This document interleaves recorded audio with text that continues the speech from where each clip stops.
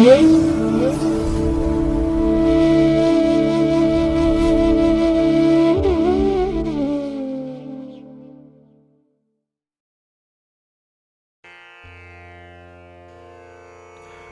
ಮಹಾಗಣಪತಯೇ ನಮಃ. ಶ್ರೀ ಗುರುಭ್ಯೋ ನಮಃ. ಹರಿ ಓಂ. ಶ್ರುತಿ ಸ್ಮೃತಿ ಪುರಾಣಾನಾಂ ಆಲಯಂ ಕರುಣಾಲಯಂ ನಮಾಮಿ ಭಗವತ್ಪಾದಶಂಕರಂ ಲೋಕಶಂಕರಂ. ಪ್ರೀತಿಯ ವೀಕ್ಷಕ ಬಂಧುಗಳೇ, ತಮಗೆಲ್ಲರಿಗೂ ಸಿರಿಗನ್ನಡ ಸುದ್ದಿವಾಹಿನಿಗೆ ಸ್ವಾಗತ. ದಯಾಮಯನಾದಂಥ ಭಗವಂತನ ಅನುಗ್ರಹ ತಮ್ಮೆಲ್ಲರಿಗೆ ಪ್ರಾಪ್ತಿಯಾಗಲಿ, ತಮ್ಮೆಲ್ಲರ ಜೀವನ ಆರೋಗ್ಯದಾಯಕವಾಗಿರಲಿ, ಸಂತೃಪ್ತಿದಾಯಕವಾಗಿರಲಿ ಎಂದು ಭಗವಂತನಲ್ಲಿ ಪ್ರಾರ್ಥನೆಯನ್ನು ಮಾಡ್ತಾ ಈ ದಿನದ ಪಂಚಾಂಗ ಫಲವನ್ನು ನೋಡೋಣ. ಹಾಗೆ ದ್ವಾದಶ ರಾಶಿಯವರ ಗೋಚಾರ ಫಲಾಫಲಗಳು ಹೇಗಿವೆ ಅನ್ನುವಂಥದ್ದನ್ನು ಕೂಡ ತಿಳಿಯೋಣ. ಇನ್ನು ಈ ದಿನದ ವಿಶೇಷ ಕಾರ್ಯಕ್ರಮವನ್ನು ನಾವು ಪ್ರತ್ಯೇಕವಾಗಿ ನೋಡೋಣ ಬನ್ನಿ. ಈ ದಿನ ಹುಟ್ಟುಹಬ್ಬವನ್ನು ಆಚರಿಸ್ಕೊಳ್ತಾ ಇರುವಂಥ ತಮಗೆಲ್ಲರಿಗೂ ಕೂಡ ಹುಟ್ಟುಹಬ್ಬದ ಶುಭಾಶಯಗಳು. ಹಾಗೆ ಈ ದಿನಾಂಕದಂದು ವಿವಾಹವಾಗಿರುವಂಥ ದಂಪತಿಗಳಿಗೂ ಕೂಡ ವಿವಾಹ ವಾರ್ಷಿಕೋತ್ಸವದ ಶುಭಾಶಯಗಳನ್ನು ಹೇಳ್ತಾ ಭಗವಂತ ತಮಗೆಲ್ಲರಿಗೂ ಕೂಡ ಸಕಲ ಸನ್ಮಂಗಳಗಳನ್ನು ಕರುಣಿಸಲಿ ಅಂತ ಹೇಳಿ ಸಿರಿಗನ್ನಡ ಸುದ್ದಿವಾಹಿನಿಯ ಪರವಾಗಿ ಪ್ರಾರ್ಥಿಸುತ್ತೇನೆ. ಪ್ರೀತಿಯ ಬಂಧುಗಳೇ, ಈ ದಿನ 2025 ಜೂನ್ ತಿಂಗಳ 10ನೇ ತಾರೀಕು ಭೌಮವಾಸರ ಅಂದರೆ ಮಂಗಳವಾರ. ಈ ಮಂಗಳವಾರದ ನಿತ್ಯ ಪಂಚಾಂಗ ಫಲ ಹೇಗಿದೆ ನೋಡೋಣ ಬನ್ನಿ. ಶ್ರೀ ವಿಶ್ವಾವಸು ನಾಮ ಸಂವತ್ಸರೆ ಉತ್ತರಾಯಣೆ ಗ್ರೀಷ್ಮ ಋತು ಜ್ಯೇಷ್ಠ ಮಾಸ ಶುಕ್ಲ ಪಕ್ಷದ ಚತುರ್ದಶಿಯ ತಿಥಿ ಈ ದಿನ ಇದೆ. ಇದು ಈ ದಿನ ಬೆಳಗ್ಗೆ 10 ಗಂಟೆ 29 ನಿಮಿಷದವರೆಗೆ ಇರಲಿದೆ. ನಂತರ ಹುಣ್ಣಿಮೆ ಆರಂಭ ಆಗುತ್ತೆ. ಈ ದಿನದ ನಕ್ಷತ್ರ ಅನುರಾಧ ನಕ್ಷತ್ರ. ಇದು ಈ ದಿನ ಸಂಜೆ 5 ಗಂಟೆ 28 ನಿಮಿಷದವರೆಗೆ ಇರಲಿದೆ. ನಂತರ ಜ್ಯೇಷ್ಠ ನಕ್ಷತ್ರ ಆರಂಭ ಆಗುತ್ತೆ. ಈ ದಿನದ ಕರ್ಣ ಪೂರ್ವಕರ್ಣ ವಣಿಜ. ಇದು ಈ ದಿನ ಬೆಳಿಗ್ಗೆ 11 ಗಂಟೆ 38 ನಿಮಿಷದವರೆಗೆ ಇರಲಿದೆ. ನಂತರ ಉತ್ತರ ಕರ್ಣ ವಿಷ್ಟಿ ಅಥವಾ ಭದ್ರ ಆರಂಭ ಆಗುತ್ತೆ. ಈ ದಿನದ ಯೋಗ ಸಿದ್ಧಯೋಗ. ಇದು ಈ ದಿನ ಮಧ್ಯಾಹ್ನ 1 ಗಂಟೆ 43 ನಿಮಿಷದವರೆಗೆ ಇರಲಿದೆ. ನಂತರ ಸಾಧ್ಯ ಯೋಗ ಆರಂಭ ಆಗುತ್ತೆ. ಈ ದಿನ ದಿಕ್ಷೂಲೆ ಇರುವಂಥದ್ದು ಉತ್ತರ ದಿಕ್ಕಿಗೆ. ಇನ್ನು ಈ ದಿನ ಸೂರ್ಯ ಇರುವಂಥ ರಾಶಿ ವೃಷಭ, ಚಂದ್ರ ಇರುವಂಥ ರಾಶಿ ವೃಶ್ಚಿಕ. ಹಾಗೆ ಈ ದಿನ ರಾಹುಕಾಲ ಇರುವಂಥ ಸಮಯ ಈ ದಿನ ಅಪರಾಹ್ನ 3 ಗಂಟೆ 35 ನಿಮಿಷದಿಂದ ಸಂಜೆ 5 ಗಂಟೆ 11 ನಿಮಿಷದವರೆಗೆ. ಉಳಿಕ ಕಾಲ ಈ ದಿನ ಮಧ್ಯಾಹ್ನ 12 ಗಂಟೆ 23 ನಿಮಿಷದಿಂದ ಮಧ್ಯಾಹ್ನ 1 ಗಂಟೆ 59 ನಿಮಿಷದವರೆಗೆ. ಇನ್ನು ಯಮಗಂಡ ಕಾಲ ಈ ದಿನ ಬೆಳಿಗ್ಗೆ 9 ಗಂಟೆ 11 ನಿಮಿಷದಿಂದ ಬೆಳಿಗ್ಗೆ 10 ಗಂಟೆ 47 ನಿಮಿಷದವರೆಗೆ ಇರಲಿದೆ. ಇನ್ನು ಈ ದಿನ ದುಷ್ಟ ಮುಹೂರ್ತ ಇರುವಂಥ ಸಮಯ ಈ ದಿನ ಬೆಳಿಗ್ಗೆ 8 ಗಂಟೆ 9 ನಿಮಿಷದಿಂದ ಬೆಳಿಗ್ಗೆ 9 ಗಂಟೆ 5 ನಿಮಿಷದವರೆಗೆ ದುಷ್ಟ ಮುಹೂರ್ತದ ಸಮಯ. ಹಾಗಾಗಿ ಈ ಸಮಯದಲ್ಲಿ ಯಾವುದೇ ಪ್ರಯಾಣವನ್ನಾಗಲಿ ಯಾವುದೇ ಶುಭ ಕಾರ್ಯಗಳನ್ನಾಗಲಿ ಆರಂಭ ಮಾಡಿಬಿಡಿ. ಏಕೆಂದರೆ ನೀವು ಯಾವುದೇ ಕೆಲಸ ಕಾರ್ಯಗಳನ್ನು ಈ ದುಷ್ಟ ಮುಹೂರ್ತ ಇರುವಂಥ ಸಮಯದಲ್ಲಿ ಆರಂಭ ಮಾಡಿದರೆ ಅದರಿಂದ ಬರುವಂಥ ಫಲಿತಾಂಶಗಳು ನಿಮಗೆ ಅಷ್ಟೊಂದು ಅನುಕೂಲಕರವಾಗಿ ಇರೋದಿಲ್ಲ. ಆದ್ದರಿಂದಲೇ ಈ ದುಷ್ಟ ಮುಹೂರ್ತವನ್ನು ಅವಾಯ್ಡ್ ಮಾಡುವಂಥದ್ದು ತುಂಬ ಉತ್ತಮ. ಇನ್ನು ಈ ದಿನ ಅಭಿಜಿತ್ ಮುಹೂರ್ತ ಇರುವಂಥ ಸಮಯ ಈ ದಿನ ಬೆಳಿಗ್ಗೆ 11 ಗಂಟೆ 52 ನಿಮಿಷದಿಂದ ಮಧ್ಯಾಹ್ನ 12 ಗಂಟೆ 48 ನಿಮಿಷದವರೆಗೆ ಅಭಿಜಿತ್ ಮುಹೂರ್ತ ಇರುವಂಥ ಸಮಯ. ಹಾಗೆ ಈ ದಿನ ವಿಶೇಷವಾಗಿ ಅಮೃತ ಕಾಲ ಇರುವಂಥ ಸಮಯ ಈ ದಿನ ಬೆಳಿಗ್ಗೆ 6 ಗಂಟೆ 32 ನಿಮಿಷದಿಂದ ಬೆಳಿಗ್ಗೆ 8 ಗಂಟೆ 18 ನಿಮಿಷದವರೆಗೆ ಅಮೃತ ಕಾಲದ ಸಮಯ. ಇನ್ನು ಈ ದಿನ ಸೂರ್ಯೋದಯ ಆಗುವಂಥ ಸಮಯ ಈ ದಿನ ಪ್ರಾತಃ ಕಾಲ 5 ಗಂಟೆ 52 ನಿಮಿಷಕ್ಕೆ, ಸೂರ್ಯಾಸ್ತ ಸಂಜೆ 6 ಗಂಟೆ 43 ನಿಮಿಷಕ್ಕೆ. ಇನ್ನು ಈ ದಿನ ಚಂದ್ರನ ಬಲ ಇರುವಂಥ ರಾಶಿಗಳು ಅಂತ ಹೇಳಿದ್ರೆ ವೃಷಭ, ಮಿಥುನ, ಕನ್ಯಾ, ವೃಶ್ಚಿಕ, ಮಕರ ಮತ್ತು ಕುಂಭ. ಈ 6 ರಾಶಿಯವರಿಗೆ ಗೋಚಾರದಲ್ಲಿ ಚಂದ್ರನಿಂದ ಶುಭ ಫಲಗಳ ಯೋಗ ಇರುತ್ತೆ. ಇನ್ನು ಉಳಿದ 6 ರಾಶಿಯವರಿಗೆ ಮಿಶ್ರ ಫಲದ ಯೋಗ ಇರುತ್ತೆ. ಅದನ್ನು ಮುಂದೆ ದ್ವಾದಶ ರಾಶಿಯವರ ಗೋಚಾರ ಫಲಗಳನ್ನು ನೋಡುವಂಥ ಸಂದರ್ಭದಲ್ಲಿ ಮತ್ತಷ್ಟು ವಿಚಾರಗಳನ್ನು ತಿಳ್ಕೊಳ್ಳೋಣ. ಇನ್ನು ಈ ದಿನದ ಹೊರಾದ ಅಧಿಪತಿ ಕುಜ. ಕುಜ ಅಂತ ಹೇಳಿದ್ರೆ ಭೂಮಿಕಾರಕ. ಹಾಗಾಗಿ ಭೂಮಿಗೆ ಸಂಬಂಧಪಟ್ಟಂತಹ ವಿಚಾರಗಳಲ್ಲಿ ಈ ದಿನ ಹೆಚ್ಚಿನ ಅನುಕೂಲತೆಗಳು ಕೂಡಿ ಬರುತ್ತೆ. ಹಾಗೆ ಮನೆ, ಸೈಟು, ಜಮೀನು ಇತ್ಯಾದಿಗಳನ್ನು ಖರೀದಿ ಮಾಡುವಂಥ ವಿಚಾರ, ಮಾರಾಟ ಮಾಡುವಂಥ ವಿಚಾರ, ಅದರಲ್ಲಿ ಗೃಹ ನಿರ್ಮಾಣ ಮಾಡಬೇಕು ಅಥವಾ ಯಾವುದೇ ರೀತಿಯ ಅಭಿವೃದ್ಧಿ ಕಾರ್ಯಗಳನ್ನು ಮಾಡಬೇಕು ಇತ್ಯಾದಿ ಚಟುವಟಿಕೆಗಳನ್ನು ಹಮ್ಮಿಕೊಳ್ಳಿಕ್ಕೂ ಕೂಡ ಈ ದಿನ ತುಂಬ ಸೂಕ್ತವಾಗಿ ಇರುವಂಥದ್ದು. ಹಾಗೆ ಈ ಕುಜನನ್ನ ಶಕ್ತಿಗೆ, ಅಧಿಕಾರಕ್ಕೆ, ಸಾಹಸಕ್ಕೆ ಕಾರಕ ಅಂತ ಹೇಳ್ತಾರೆ. ಹಾಗಾಗಿ ಈ ದಿನ ನಿಮ್ಮ ಸಾಹಸದ ಕೆಲಸಗಳನ್ನು ತೋರಿಸಲಿಕ್ಕೆ, ನಿಮ್ಮ ಶಕ್ತಿಯನ್ನು ಪ್ರದರ್ಶನ ಮಾಡಲಿಕ್ಕೆ ಉತ್ತಮವಾಗಿರುವಂಥ ಸಮಯಗಳಿದೆ.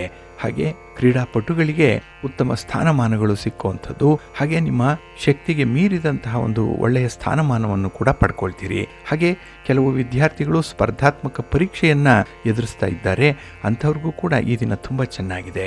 ಅಂದರೆ ನಿಮ್ಮ ಪರೀಕ್ಷೆಯ ಬಗ್ಗೆ ಉತ್ತಮವಾದಂಥ, ಅನುಕೂಲಕರವಾಗಿರುವಂಥ, ಅಗತ್ಯವಾಗಿರುವಂಥ ಮಾಹಿತಿಗಳು ಈ ದಿನ ನಿಮಗೆ ಲಭ್ಯವಾಗುತ್ತೆ. ಹಾಗಾಗಿ ಈ ದಿನ ಕುಜನಿಂದ ಸ್ಪರ್ಧೆಯಲ್ಲಿ ಭಾಗವಹಿಸುವಂಥವ್ರಿಗೂ ಕೂಡ ಉತ್ತಮವಾದಂಥ ಅನುಕೂಲತೆಗಳಿದೆ. ಆದರೆ ನಿಮ್ಮ ಕೆಲಸ ಕಾರ್ಯಗಳನ್ನು ಆದಷ್ಟು ಈ ದಿನ ಇರುವಂಥ ಗುರುಹೋರದಲ್ಲಿ ಆರಂಭ ಮಾಡಿ ಒಳ್ಳೆಯ ಫಲಿತಾಂಶ ನಿಮಗೆ ಸಿಕ್ಕತ್ತೆ. ಹಾಗಾಗಿ ಈ ದಿನ ಗುರುಹೋರ ಇರುವಂಥ ಸಮಯ ಬೆಳಿಗ್ಗೆ 4:56 ಬೆಳಿಗ್ಗೆ 5:52 ಇನ್ನು ಮಧ್ಯಾಹ್ನ 12:17 ಮಧ್ಯಾಹ್ನ 1:21 ಹಾಗೆ ರಾತ್ರಿ 7:38 ರಾತ್ರಿ 8:34 ಗುರುಹೋರ ಇರುವಂಥ ಸಮಯ. ಇದನ್ನು ನೀವು ಅನುಸರಣೆ ಮಾಡಬಹುದು, ಒಳ್ಳೆಯದಾಗತ್ತೆ. ಆದರೆ ಈ ದಿನ ಇರುವಂಥ ಶನಿಹೋರ ಏನಿದೆ ಇದನ್ನು ಸ್ವಲ್ಪ ಅವಾಯ್ಡ್ ಮಾಡಬೇಕಾಗತ್ತೆ. ಏಕೆಂದರೆ ಶನಿ ಮಂದಗತಿಯಲ್ಲಿ ಚಲಿಸುವಂಥವನು. ಹಾಗಾಗಿ ನಿಮ್ಮ ಕೆಲಸ ಕಾರ್ಯಗಳು ನಿಧಾನ ಆಗುತ್ತೆ, ಫಲಿತಾಂಶಗಳು ಕೂಡ ಬಹಳ ಬೇಗ ನಿಮ್ಮ ಕೈ ಸೇರಲ್ಲ. ಹಾಗಾಗಿ ನಿಮ್ಮ ತಾಳ್ಮೆಗೆ ಒಂದು ಮಿತಿ ಇದೆಯಲ್ಲ, ಅದು ಪರೀಕ್ಷೆಗೆ ಒಳಪಡುವಂತಹ ಸಾಧ್ಯತೆಗಳು ಈ ದಿನ ಇರುತ್ತೆ. ನೀವೇನಾದರೂ ಶನಿಹೋರದಲ್ಲಿ ಕೆಲಸ ಕಾರ್ಯಗಳನ್ನು ಆರಂಭ ಮಾಡಿದ್ರೆ. ಅದಕ್ಕಾಗಿಯೇ ಕೆಲವೊಂದು ಪ್ರಮುಖವಾದಂಥ ಕಾರ್ಯಗಳನ್ನು ಆದಷ್ಟು ಶನಿಹೋರದಲ್ಲಿ ಆರಂಭ ಮಾಡಬೇಡಿ. ಇದು ಈ ದಿನ ಬೆಳಿಗ್ಗೆ 11:13 ಮಧ್ಯಾಹ್ನ 12:17 ಹಾಗೆ ಸಂಜೆ 6:43 ರಾತ್ರಿ 7:38 ಇನ್ನು ರಾತ್ರಿ 1:13 ರಾತ್ರಿ 2:09 ಶನಿಹೋರ ಇರುವಂಥ ಸಮಯ. ಇದನ್ನು ಸ್ವಲ್ಪ ಅವಾಯ್ಡ್ ಮಾಡ್ಕೊಳ್ಳಿ, ಒಳ್ಳೆಯದಾಗುತ್ತೆ. ಹಾಗೆ ಈ ದಿನ ಇರುವಂಥ ರವಿಹೋರ ತುಂಬ ಚೆನ್ನಾಗಿದೆ, ಹೈಲಿ ಬೆನಿಫಿಷಿಯಲ್ ಆಗಿ ಇರುವಂಥದ್ದು. ಅದರಲ್ಲೂ ರಾಜಕಾರಣಿಗಳಿಗೆ, ರಾಜಕೀಯ ಕ್ಷೇತ್ರದಲ್ಲಿರುವಂಥವ್ರಿಗೆ ಯಾವುದೇ ಕೆಲಸ ಕಾರ್ಯಗಳನ್ನು ಈ ದಿನ ಇರುವಂಥ ರವಿಹೋರದಲ್ಲಿ ಆರಂಭ ಮಾಡ್ಬೋದು. ನಿಮ್ಮ ಪ್ರಯಾಣ ಕೂಡ ರವಿಹೋರದಲ್ಲೇ ಆರಂಭ ಆಗಲಿ, ಒಳ್ಳೆಯ ಫಲ ನಿಮಗೆ ಸಿಕ್ಕತ್ತೆ. ಹಾಗೆ ಗಣ್ಯರನ್ನು ಭೇಟಿ ಮಾಡಬೇಕು, ರಾಜಕಾರಣಿಗಳನ್ನು ಭೇಟಿ ಮಾಡಬೇಕು, ಸರ್ಕಾರದ ಹಿರಿಯ ಅಧಿಕಾರಿಗಳನ್ನು ಭೇಟಿ ಮಾಡಬೇಕು. ಇದೆಲ್ಲದಕ್ಕೂ ಕೂಡ ಈ ದಿನ ಇರುವಂಥ ರವಿಹೋರ ಬಹಳ ಚೆನ್ನಾಗಿದೆ. ಇನ್ನು ನಿಮ್ಮ ಯಾವುದೇ ಕೆಲಸ ಕಾರ್ಯಗಳು ಸರ್ಕಾರಿ ಇಲಾಖೆಗಳಲ್ಲಿ ಏನಾದರೂ ಪೆಂಡಿಂಗ್ ಇದ್ದರೆ ಅದನ್ನು ಫಾಲೋ ಅಪ್ ಮಾಡುವಂಥ ವಿಚಾರ ಕೂಡ ಈ ದಿನ ರವಿಹೋರದಲ್ಲಿ ಮಾಡಿ ಒಳ್ಳೆಯ ಫಲ ನಿಮಗೆ ಸಿಕ್ಕತ್ತೆ. ಹಾಗಾಗಿ ಈ ದಿನ ರವಿಹೋರ ಇರುವಂಥ ಸಮಯ ಬೆಳಿಗ್ಗೆ 6:56 ಬೆಳಿಗ್ಗೆ 8 ಇನ್ನು ಮಧ್ಯಾಹ್ನ 2:26 ಮಧ್ಯಾಹ್ನ 3:30 ಹಾಗೆ ರಾತ್ರಿ 9:30 ರಾತ್ರಿ 10:26 ರವಿಹೋರ ಇರುವಂಥ ಸಮಯ. ಇದನ್ನು ನೀವು ಅನುಸರಣೆ ಮಾಡಿ, ಒಳ್ಳೆಯದಾಗತ್ತೆ. ಆದರೆ ಈ ದಿನ ಇರುವಂಥ ಚಂದ್ರಹೋರವನ್ನು ಸ್ವಲ್ಪ ಅವಾಯ್ಡ್ ಮಾಡಬೇಕು. ಅದರಲ್ಲೂ ಹಾಲು, ನೀರು, ಎಣ್ಣೆ, ಪೆಟ್ರೋಲ್, ಕೆಮಿಕಲ್ಸ್ ಇತ್ಯಾದಿ ದ್ರವ ಪದಾರ್ಥಗಳನ್ನು ಯಾರು ಮಾರಾಟ ಮಾಡ್ತಾರೆ, ಯಾರು ಖರೀದಿ ಮಾಡ್ತಾರೆ ಅಂಥವರು ಸ್ವಲ್ಪ ಎಚ್ಚರಿಕೆಯಿಂದ ಇರಿ.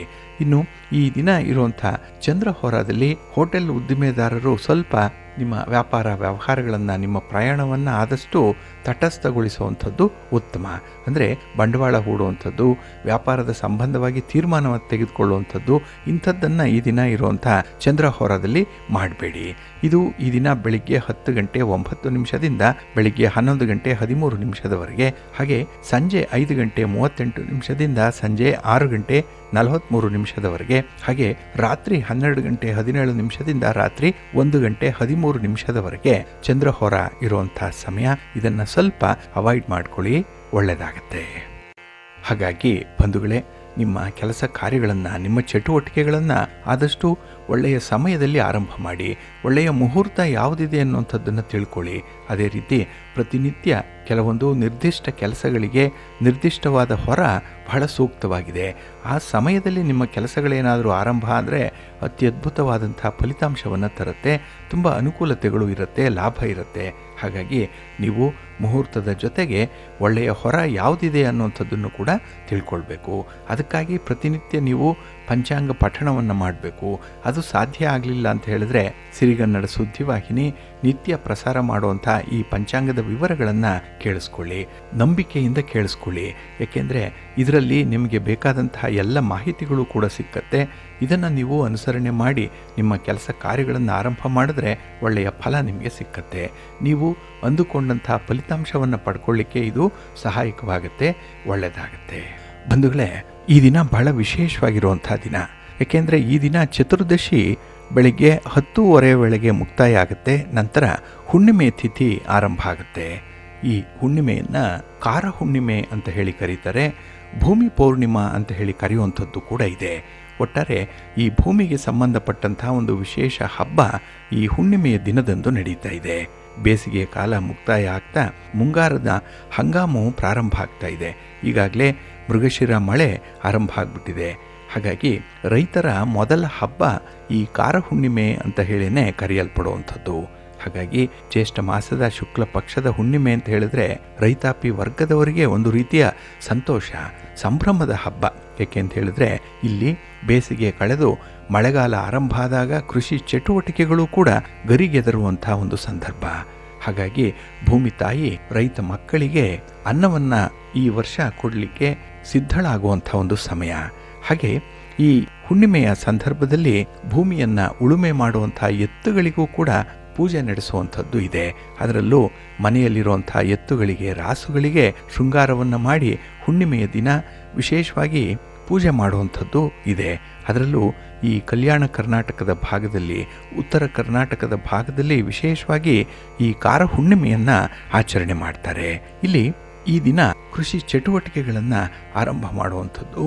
ಅನ್ನದಾತರಾದಂತಹ ರೈತರು ಉಳಿಮೆಗೆ ಎತ್ತುಗಳಿಗೆ ಗುಳೆ ಕಟ್ಟುವಂಥ ಒಂದು ಕಾರ್ಯಕ್ರಮ ಇರುತ್ತೆ. ಹಾಗಾಗಿ ಕೃಷಿ ಭೂಮಿಯನ್ನು ಉಳುಮೆ ಮಾಡಲಿಕ್ಕೆ ಆರಂಭ ಮಾಡುವಂಥ ಸಂದರ್ಭ ಇದು. ಹಾಗೆ ಈ ಹುಣ್ಣಿಮೆಯ ದಿನ ರೈತರು ಎತ್ತುಗಳ ಮೈ ತೊಳೆದು ಅವುಗಳಿಗೆ ಬಣ್ಣವನ್ನು ಹಚ್ಚಿ ಕೊರಳಲ್ಲಿ ಗೆಜ್ಜೆಯ ಸರವನ್ನು ಕಟ್ಟಿ ವಿಧ ವಿಧವಾಗಿ ಅಲಂಕಾರವನ್ನು ಮಾಡಿ ಆ ಎತ್ತುಗಳಿಗೆ, ಆ ರಾಸುಗಳಿಗೆ ಸಿಹಿ ಹೋಳಿಗೆಯನ್ನು ತಿನ್ನಿಸುವಂಥ ಹಬ್ಬ ಇದು. ಹಾಗಾಗಿ ಪ್ರತಿ ಮನೆಯಲ್ಲೂ ಕೂಡ ಹೋಳಿಗೆಯನ್ನು ಮಾಡುವಂಥದ್ದು, ಅದನ್ನು ಮನೆ ಮಂದಿಯೆಲ್ಲ ಸೇವನೆ ಮಾಡುವುದರ ಜೊತೆಗೆ ಮನೆಯಲ್ಲಿರುವಂಥ ದನ ಕರುಗಳಿಗೂ ಕೂಡ ಈ ಹೋಳಿಗೆಯನ್ನು ತಿನ್ನಿಸುವಂಥದ್ದು ಕೂಡ ಇದೆ. ಆ ದಿನ ದೇವಸ್ಥಾನಗಳಿಗೆ ಎತ್ತುಗಳನ್ನು ಒಯ್ದು ಕರಿ ಹರಿದು ಎತ್ತುಗಳಿಗೆ ಏನೂ ತೊಂದರೆ ಆಗಬಾರ್ದು ಅಂತ ಹೇಳಿ ದೇವರಲ್ಲಿ ಪ್ರಾರ್ಥನೆ ಮಾಡಿಕೊಳ್ಳುವಂಥದ್ದು ಇದೆ. ಹಾಗಾಗಿ ಈ ಕಾರ ಹುಣ್ಣಿಮೆಯ ದಿನ ಎತ್ತುಗಳನ್ನು ತುಂಬ ಪೂಜನೀಯ ಭಾವದಿಂದ ರೈತರು ಕಾಣುವಂಥದ್ದು. ಅದರಲ್ಲೂ ಕೆಲವು ಗ್ರಾಮಗಳಲ್ಲಿ ಎತ್ತುಗಳನ್ನು ಮೆರವಣಿಗೆ ಮಾಡುವಂಥ ಒಂದು ಸಂಭ್ರಮ ಕೂಡ ಇರುತ್ತೆ.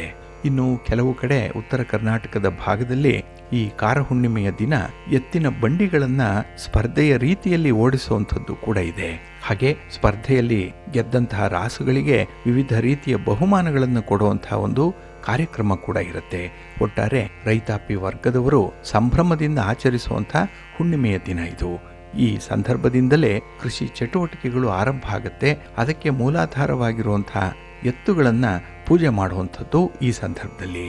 ಹಾಗೆ ಕೆಲವು ಮನೆಗಳಲ್ಲಿ ಎತ್ತುಗಳು ಪೂಜೆಗೆ ಇಲ್ಲ ಅಂದರೆ ಜೇಡಿ ಮಣ್ಣಿನಿಂದ ಜೋಡಿ ಎತ್ತುಗಳನ್ನು ಮಾಡಿ ಅವುಗಳಿಗೂ ಕೂಡ ಪೂಜೆಯನ್ನು ಮಾಡುವಂಥ ಒಂದು ಸಂಪ್ರದಾಯ ಇದೆ.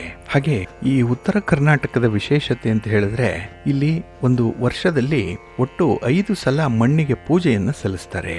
ಹಾಗಾಗಿ ಈ ಮೊದಲ ಕಾರ ಹುಣ್ಣಿಮೆಯ ಸಂದರ್ಭದಲ್ಲಿ ಎತ್ತುಗಳ ಪೂಜೆ ಆಗುವಂಥದ್ದು, ಮಣ್ಣೆತ್ತಿನ ಅಮಾವಾಸ್ಯೆಯ ಸಂದರ್ಭದಲ್ಲಿ ಗುಳ್ಳವನ ಪೂಜೆ ಆಗುವಂಥದ್ದು, ಇನ್ನು ಶ್ರಾವಣ ಮಾಸದಲ್ಲಿ ನಾಗರ ಪೂಜೆ, ಭಾದ್ರಪದ ಮಾಸದಲ್ಲಿ ಗಣಪತಿ ಮತ್ತೆ ಗೌರಿಯ ಪೂಜೆ, ಹೀಗೆ ಗ್ರಾಮೀಣ ಪ್ರದೇಶದಲ್ಲಿ ಮಣ್ಣಿಗೆ ವಿಶೇಷವಾಗಿ ಪೂಜೆಯನ್ನ ಸಲ್ಲಿಸ್ತಾರೆ.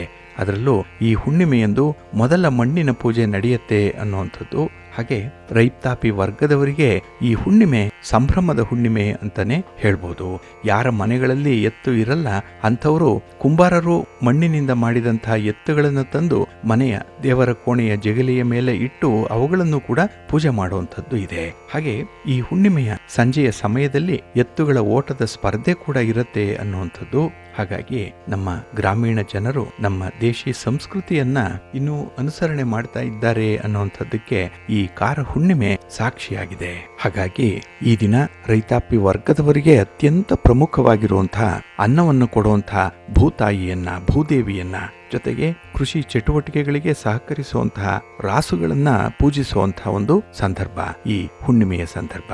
ಅದಕ್ಕಾಗಿನೇ ಈ ಹುಣ್ಣಿಮೆಯನ್ನ ಭೂಮಿ ಪೂರ್ಣಿಮಾ ಅಂತ ಹೇಳಿ ಕರೆಯುವಂಥದ್ದು ಇದೆ. ಇಲ್ಲಿ ಭೂಮಿ ಅಂತ ಹೇಳಿದ್ರೆ ಭೂದೇವಿ, ಭೂಮಿಯನ್ನೇ ದೇವರ ರೂಪದಲ್ಲಿ ಪೂಜಿಸುವಂಥದ್ದು. ಇಲ್ಲಿ 2 ದೃಷ್ಟಿಕೋನದಿಂದ ನಾವು ಈ ದಿನ ಭೂಮಿ ತಾಯಿಯನ್ನ ನೋಡೋಣ. ಇಲ್ಲಿ ಶನಿಗ್ರಹವನ್ನ ಶನಿಯೊಂದಿಗೆ ಸಂಪರ್ಕಿಸುವ ಮೂಲಕ ನಾವು ಶನಿದೇವನನ್ನ ಹೇಗೆ ನೋಡುತ್ತೇವೆಯೋ ಅದೇ ರೀತಿ ನಾವು ಪೃಥ್ವಿ ದೇವಿಯನ್ನ ನೋಡಬಹುದು ಅನ್ನುವಂಥ ಒಂದು ವಿಚಾರ. ಇಲ್ಲಿ ಭಗವಾನ್ ವಿಷ್ಣುವಿನ ಪತ್ನಿ ಭೂದೇವಿ ಅಂತ ಹೇಳುವಂಥದ್ದು. ಇಲ್ಲಿ ದಕ್ಷಿಣ ಭಾರತದಲ್ಲಿ ಒಂದು ನಂಬಿಕೆ ಇದೆ. ಅದೇನಂದ್ರೆ ಭೂಮಿಯನ್ನ ಸಂಸ್ಕೃತದಲ್ಲಿ ಭೂಮಿ ಅಂತ ಹೇಳಿ ಕರೆಯುವಂಥದ್ದು, ಪೌರಾಣಿಕ ನಂಬಿಕೆಯಲ್ಲಿ ಭೂದೇವಿ ಅಂತಾನೆ ಕರೆಯುವಂಥದ್ದು. ಕೆಲವು ಪುರಾಣಗಳಲ್ಲಿ ಆಕೆಯನ್ನ ವಿಷ್ಣುವಿನ ಪತ್ನಿ ಅಂತ ಹೇಳಿ ಕರೆದಿದ್ದಾರೆ. ಹೆಚ್ಚಿನ ವಿಷ್ಣು ದೇವಾಲಯಗಳಲ್ಲಿ ವಿಷ್ಣುವನ್ನ ಶ್ರೀದೇವಿಯೊಂದಿಗೆ ಚಿತ್ರಿಸಿದ್ದಾರೆ. ಅನೇಕ ವರಾಹ ದೇವಾಲಯಗಳಲ್ಲೂ ಕೂಡ ವರಾಹ ದೇವರ ಮಡಿಲಲ್ಲಿ ಕುಳಿತಿರುವಂತೆ ಚಿತ್ರಿಸಿದ್ದಾರೆ. ಇಲ್ಲಿ ರಾಕ್ಷಸ ನರಕಾಸುರ ವರಾಹ ಮತ್ತೆ ಪೃಥ್ವಿಯ ಮಗ ಅಂತ ಹೇಳಿ ಕೂಡ ಶ್ರೀಮದ್ ಭಾಗವತದಲ್ಲಿ ಉಲ್ಲೇಖಿಸಿರುವಂತದ್ದನ್ನು ಇಲ್ಲಿ ಗಮನಿಸಬಹುದು. ಇನ್ನು ಸತ್ಯಯುಗದಲ್ಲಿ ಹಿರಣ್ಯಾಕ್ಷ ಈ ಭೂಮಿಯನ್ನ ಸಮುದ್ರಕ್ಕೆ ಎಸೆದ್ಬಿಡ್ತಾನೆ. ನಂತರ ಶ್ರೀಹರಿ ವಿಷ್ಣು ವರಾಹನ ರೂಪವನ್ನ ತಾಳಿ ಆಕೆಯನ್ನ ರಕ್ಷಣೆ ಮಾಡಿದ ಅನ್ನುವಂಥದ್ದನ್ನ ತಾವೆಲ್ಲ ಕೇಳಿದ್ದೀರಿ. ನಂತರ ತ್ರೇತಾಯುಗದಲ್ಲಿ ಈ ಭೂದೇವಿಯೇ ಸೀತಾಮಾತೆಯ ಅವತಾರವನ್ನ ತೆಗೆದುಕೊಂಡ್ರು ಅನ್ನುವಂಥದ್ದು. ನಂತರ ಶ್ರೀರಾಮಚಂದ್ರನಿಗೆ ಸೇವೆಯನ್ನ ಮಾಡಿದ್ಲು ಅನ್ನುವಂಥ ಒಂದು ಉಲ್ಲೇಖ ಅದು ಗೊತ್ತಿದೆ ತಮಗೆ. ಇನ್ನು ದ್ವಾಪರ ಯುಗದಲ್ಲಿ ಸತ್ಯಭಾಮೆಯ ಅವತಾರವನ್ನು ತಳೆದು ಶ್ರೀಕೃಷ್ಣನ ಸೇವೆಯನ್ನು ಮಾಡಿದಳು ಅನ್ನುವಂಥ ಒಂದು ಉಲ್ಲೇಖ ಕೂಡ ಇದೆ. ಇದಲ್ಲದೆ ಕುಂತಿಯನ್ನು ಕೂಡ ಭೂಮಿಯ ಅವತಾರ ಅಂತ ಹೇಳಿ ಪರಿಗಣಿಸಿರುವಂಥದ್ದು ಇದೆ.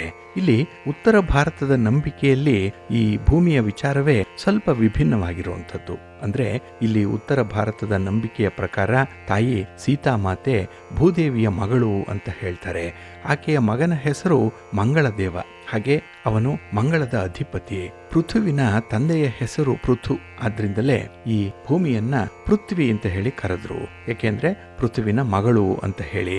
ಇಲ್ಲಿ ವಿಷ್ಣುವಿನ ಭಾಗದಿಂದ ಪೃಥು ಪ್ರಕಟಗೊಂಡಿದ್ದರಿಂದ ಪೃಥುವನ್ನ ಭೂಮಿಯ ಮೊದಲ ರಾಜ ಅಂತ ಹೇಳಿ ಪರಿಗಣಿಸಲ್ಪಟ್ಟಿರುವಂಥದ್ದು.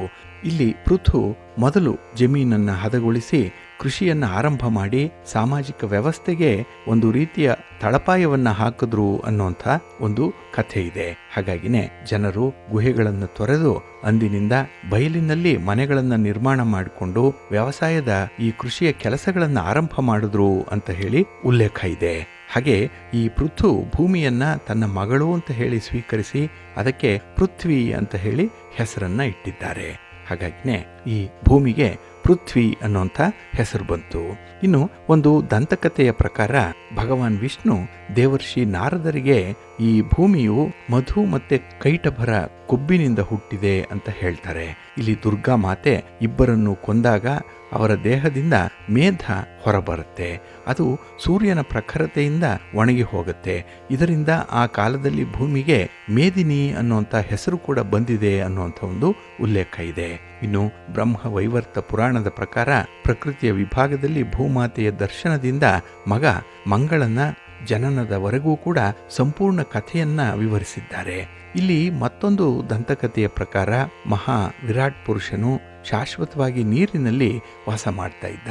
ಕಾಲಾನಂತರದಲ್ಲಿ ಮಹಾವಿರಾಟ್ನ ರೋಮಕೂಪದಿಂದ ಭೂಮಿ ಹುಟ್ಟಿಕೊಂಡಳು ಅನ್ನುವಂಥ ಒಂದು ಉಲ್ಲೇಖ ಇದೆ.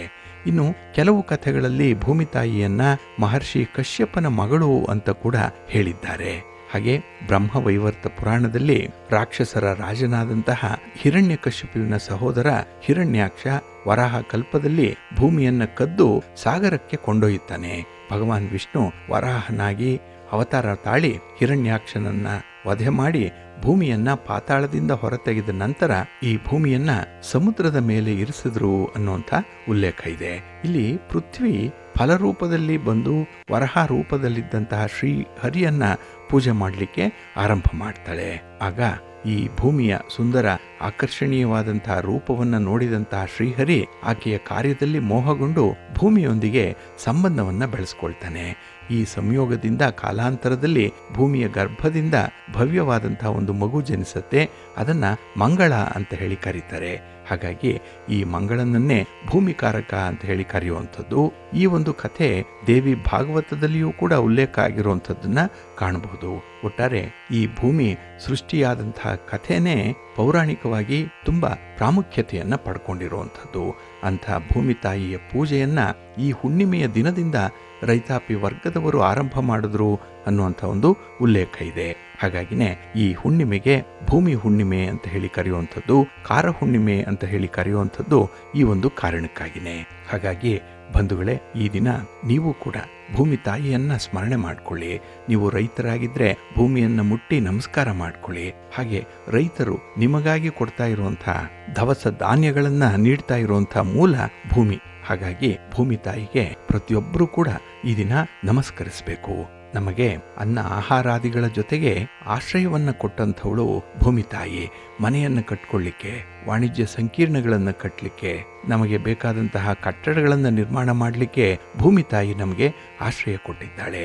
ಅದರ ಜೊತೆಗೆ ನಮಗೆ ಅಗತ್ಯವಾಗಿ ಬೇಕಾಗಿರುವಂತಹ ನೀರನ್ನ ಭೂಮಿ ತಾಯಿ ಒದಗಿಸಿದ್ದಾಳೆ. ಜೊತೆಗೆ ಶುದ್ಧವಾದ ಗಾಳಿ, ನಮ್ಮ ಚಟುವಟಿಕೆಗಳಿಗೆ ಬೇಕಾದಂತಹ ಎಲ್ಲ ರೀತಿಯ ಸೌಲಭ್ಯಗಳನ್ನು ಕೂಡ ಭೂಮಿ ತಾಯಿ ನಮಗೆ ಕಲ್ಪಿಸಿಕೊಟ್ಟಿದ್ದಾಳೆ. ಪಂಚಭೂತಗಳು ಈ ಭೂಮಿಯ ಜೊತೆಯಲ್ಲೇ ಇರುವಂಥದ್ದು.